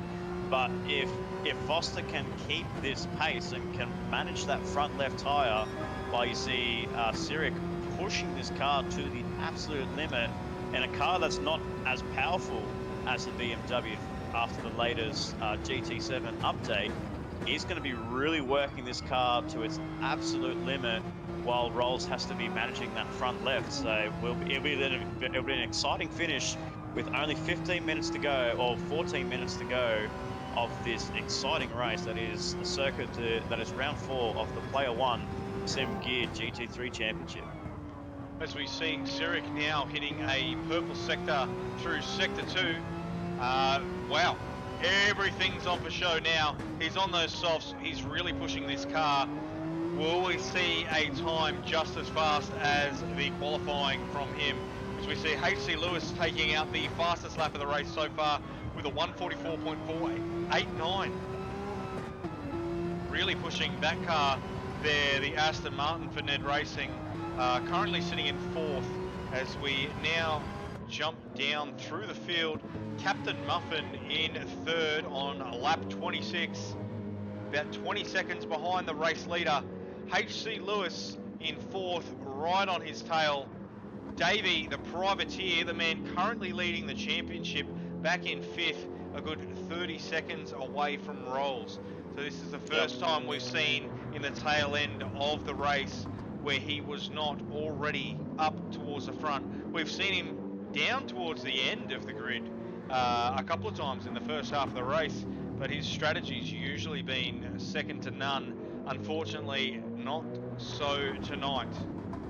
No, he just made that last stop, that first pit stop phase. He didn't get all the fuel that he needed in for that car, and they just kind of short fielded, and they just saw, well, we've got an extra set of soft tires to burn, so we're going to just short field the car, and then we're going to also short field this car again for the second pit stop, and he's just going to go full beans and trying to, I think he's just going to try and just do it for bragging rights and just try and steal the fastest lap away from Lewis, because we see Lewis really closing that gap to Captain Muffin. He's going to be putting pressure for that podium position between him and for NED Racing and for the Black Rose Racing in Holton. So it's going to be Holton versus Atkinson for the podium.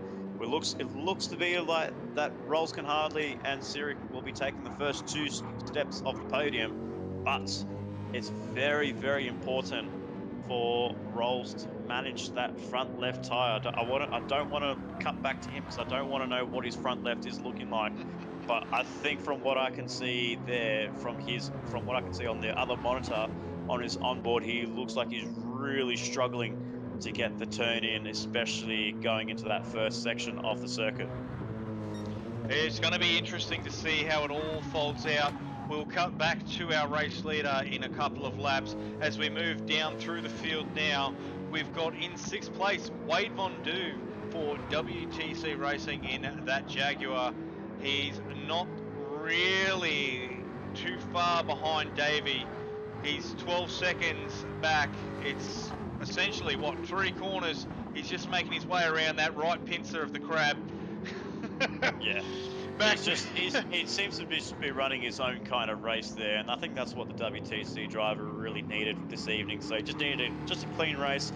But like I said at the beginning of the coverage, that Jaguar is not living up to its expectation from pre-season. As you can see, negotiate the lazy chicane. I mean, God, I hate that lazy chicane so much. So do I, mate. It's a pet peeve of mine. It's a very tough track. It really is frustrating. These drivers are navigating it with such precision and expertise. Yeah.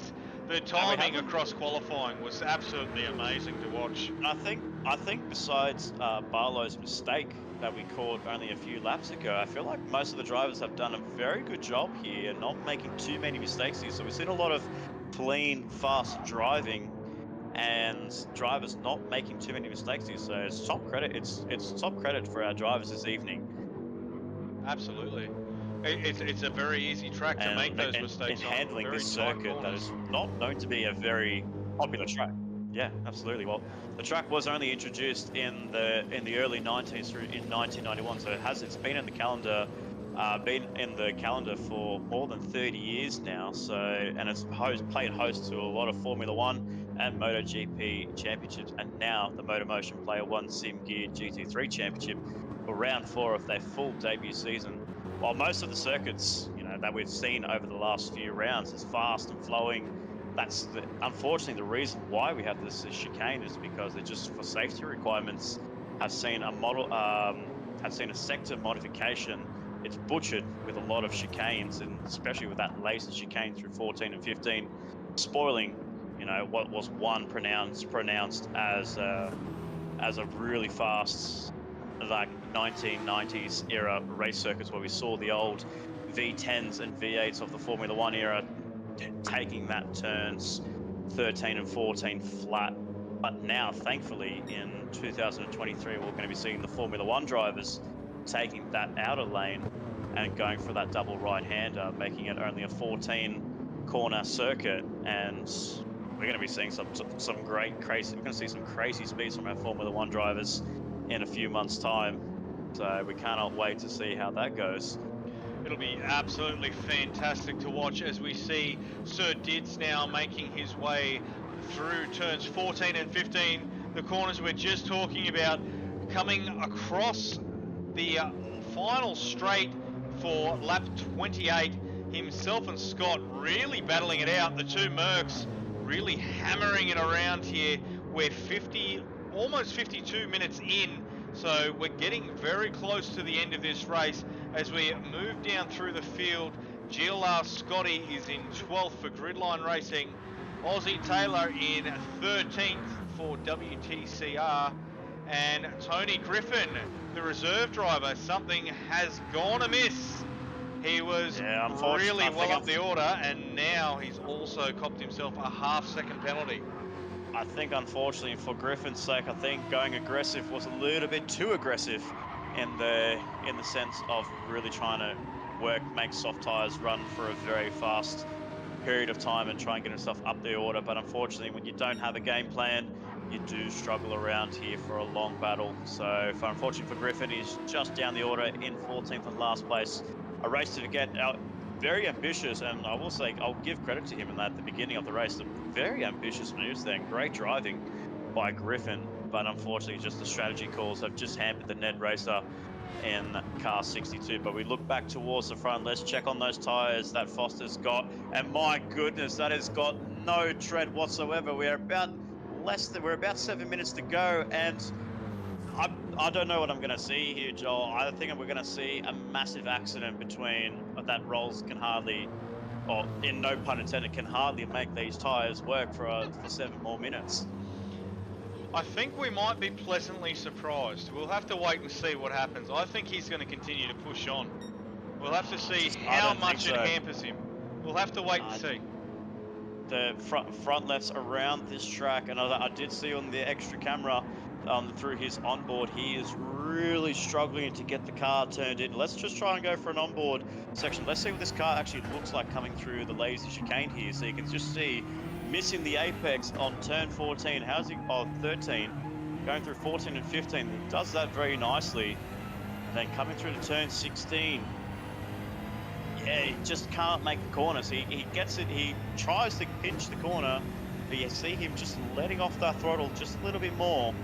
And yeah, you can see right now it's about to be on the rims. That tyre is gonna, it looks like it's about to explode here.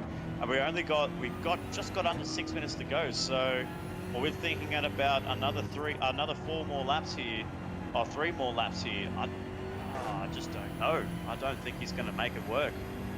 I think he's definitely going to push the tyre beyond its limit, but I think he might be able to hold out. He's got a 6-second advantage, or almost 7-second advantage over Sirik, as we jump back down now to our second place driver. He's got no issues of making these tyres last to the end.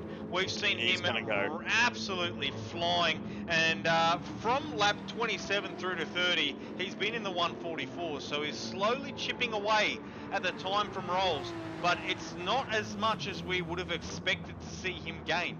He's only gaining just under about a second a lap on the Diffusion race engineering driver.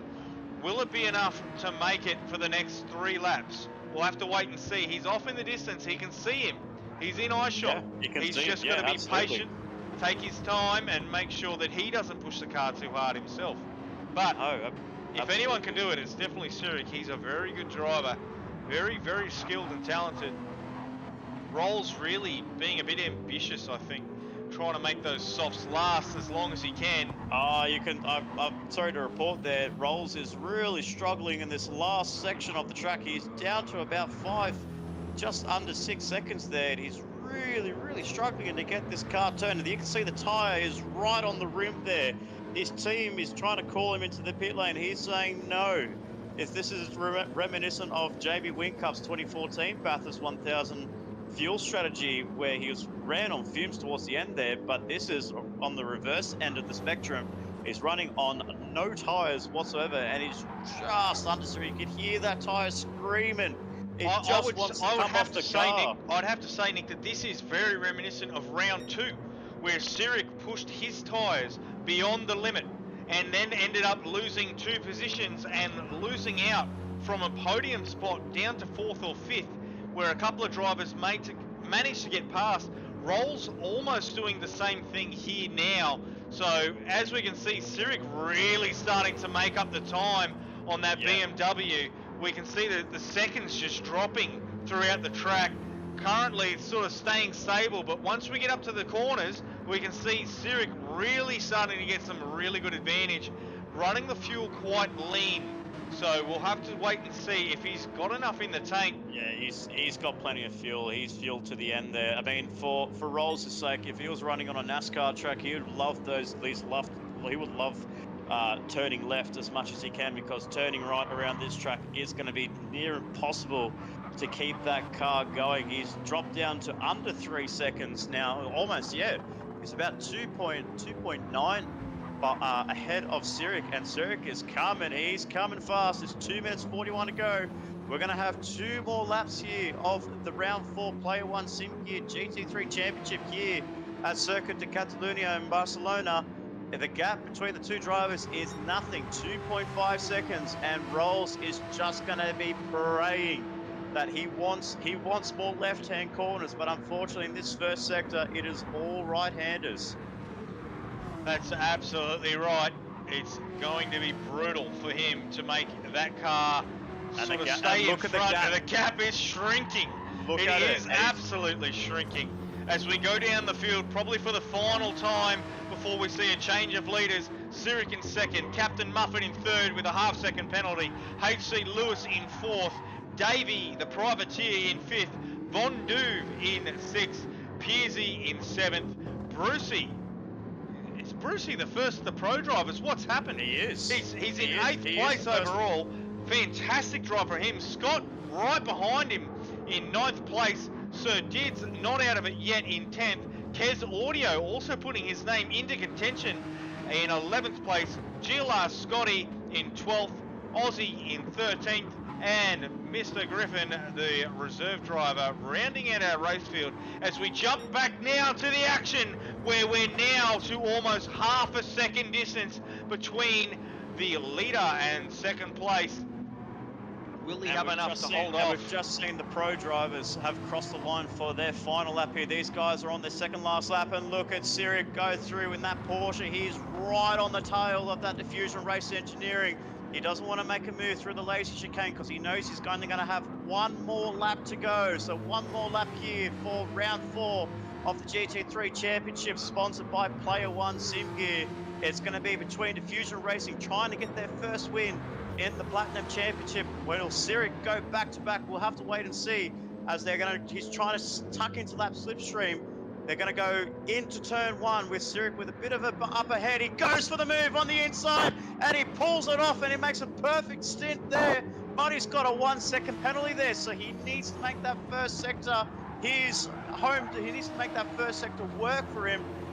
Wow, ambitious move there by Cyric, but he's made that work to perfection for the Scarborough Motorsport driver. A crucial move there by Hosking for Scarborough Motorsport. He's pulled that gap over to 1.5 seconds. That 1 second penalty that he's got hovering over his head is going to be fine with that, but it's not over yet. We're gonna try and see if Rolls can make a move later on, because you don't want Hosking to make any mistakes there. But as we see the drivers cross the line, we see Von Duve cross the line, we're going to see Pearsey cross the line, and then we see now Barlow's actually taking the lead off Mead on that last lap.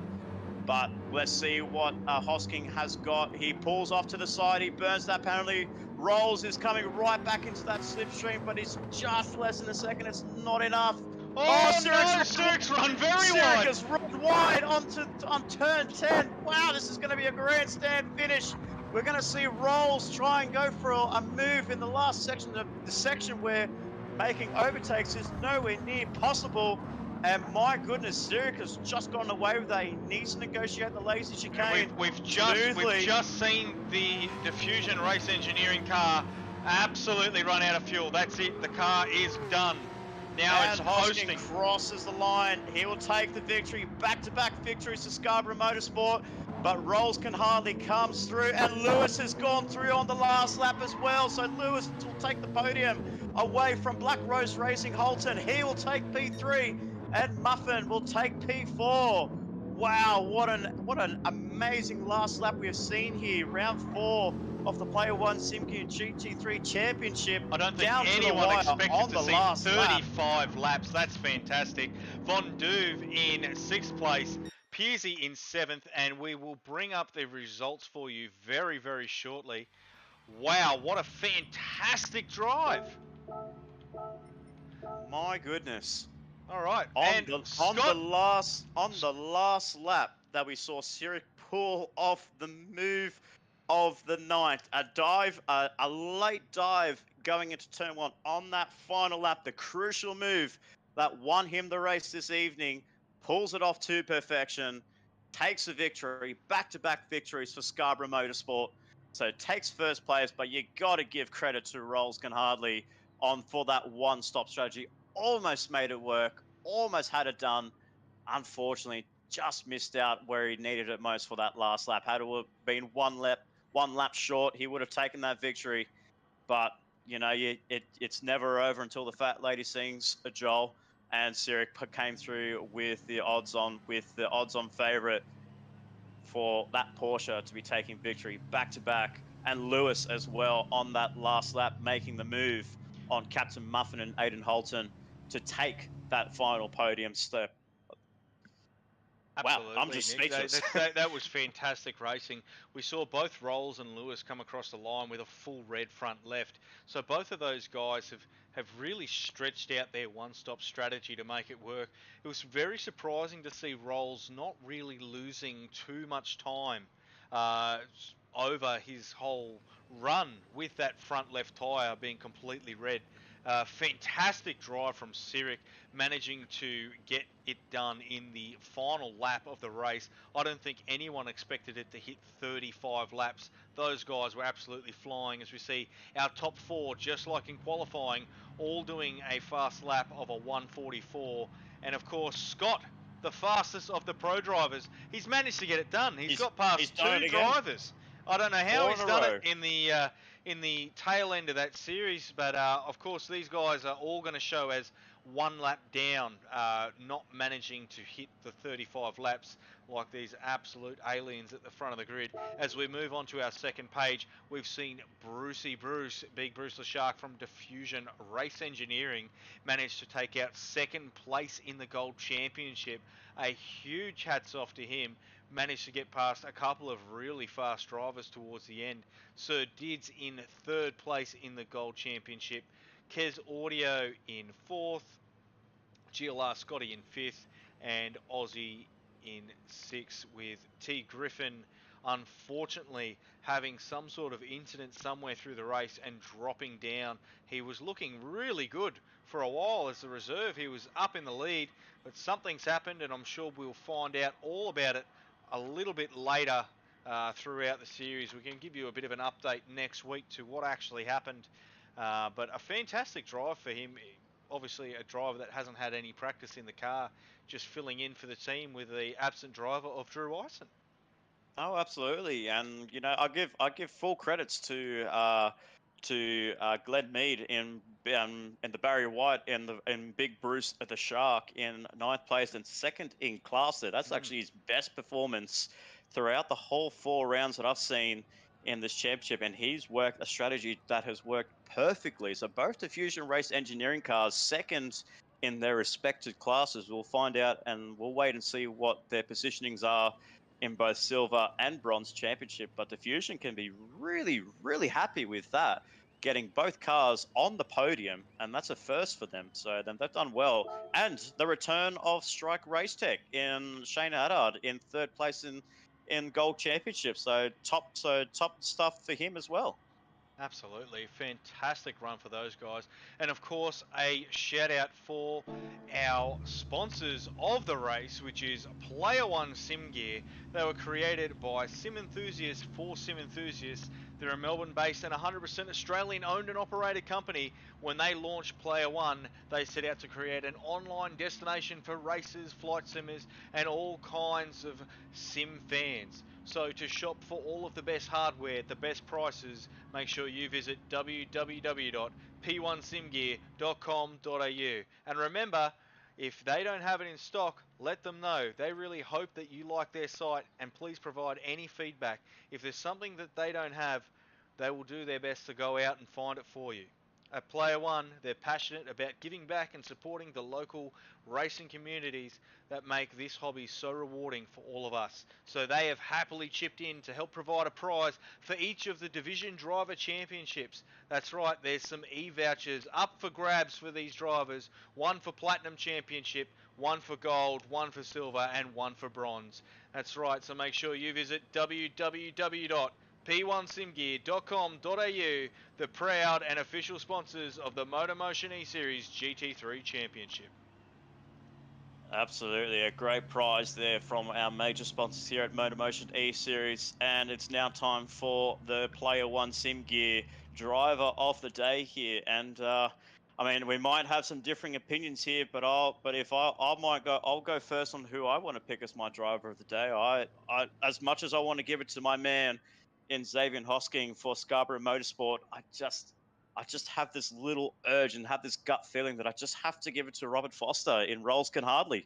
Made that one-stop work to perfection, just right up until that last lap there. So it outsmarted everybody, but just missed out where it counted the most. If he had one lap short, that would have been a masterstroke from Diffusion Race Engineering, but he can be happy no matter what in making that one stop almost work for 34 and 9/10 of the circuit.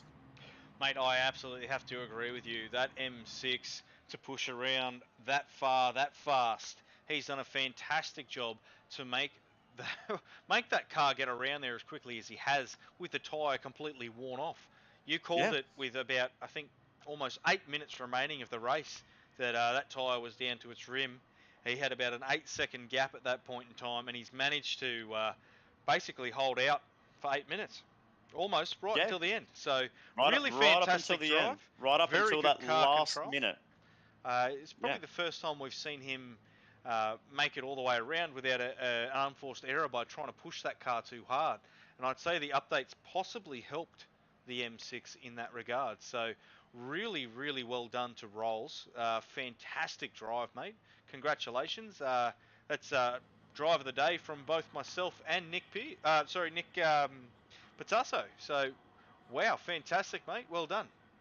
Yeah, well done to Rolls, and yeah, it's like as I said, like I talked to the man in Xavier and Hosking for Scarborough Motorsport, and he predicted this same strategy that he wanted, and the strategy that he wanted, and he played it out to perfection.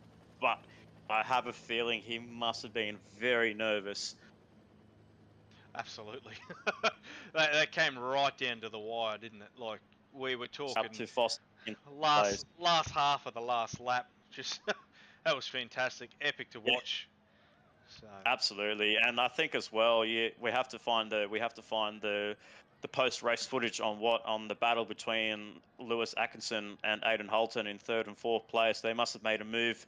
Lewis must have made a move on that last lap as well to steal P3 away from Captain Muffin. So he's done a fantastic job to get that NED Racing Aston Martin on that podium position. So you as a team boss will be very happy of Lewis's performance, and I think with this performance as well, it may give him the championship lead at the end of round 4. We'll have to wait and see as the results and post-race incidents get resolved, and we'll have to wait and see what the provisional and then official standings are. But I feel like it's going to be very close between both Lewis, Muffin, and Morgan Davey in that top flight championship. Well, I can tell you now, the official standings going into this race, Davey was in the lead with 43 points, Atkinson trailing with 38.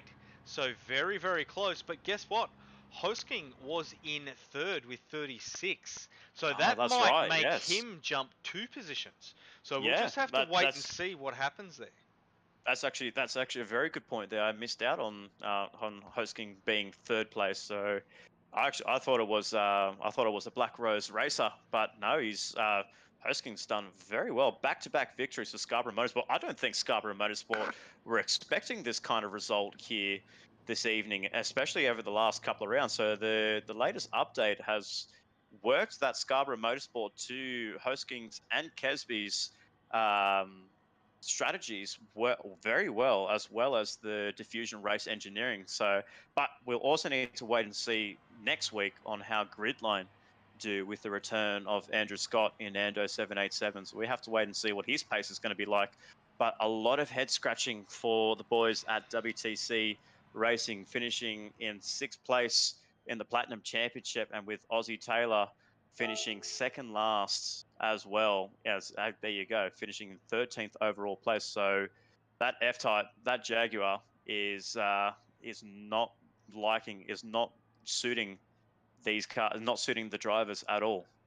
Yeah, we'll just have to wait and see what happens next week. Round 5, we're at Raceway Laguna Seca in USA. That's right, on the 2nd of May. Make sure you check the socials and jump on to our YouTube as we bring you the coverage live. Hopefully those Jaguars will have a little bit more luck over in America as we get ready to go underway for round 5 next week. It's going to be fantastic to see the guys out on track. Laguna Seca is a personal favourite track of mine, so it'll be really good to do all of the calls and coverages there. The required tyre next week will be a racing soft. The weather will be updated as we are basing it off real-world forecasts like we saw this week here. The forecast was partly sunny and pleasant, so we'll just have to wait and see what the weather permits for us next week. It's going to be some fantastic racing. That is all from us tonight. A big thank you from myself and Nick in the combox. We hope you've enjoyed. Have a fantastic night. And if you haven't seen the Lobby B, it will be uploaded onto the YouTube tomorrow. So make sure you keep an eye out for that. All of the series, of course, are on the channel. We really thank you for watching, and good night.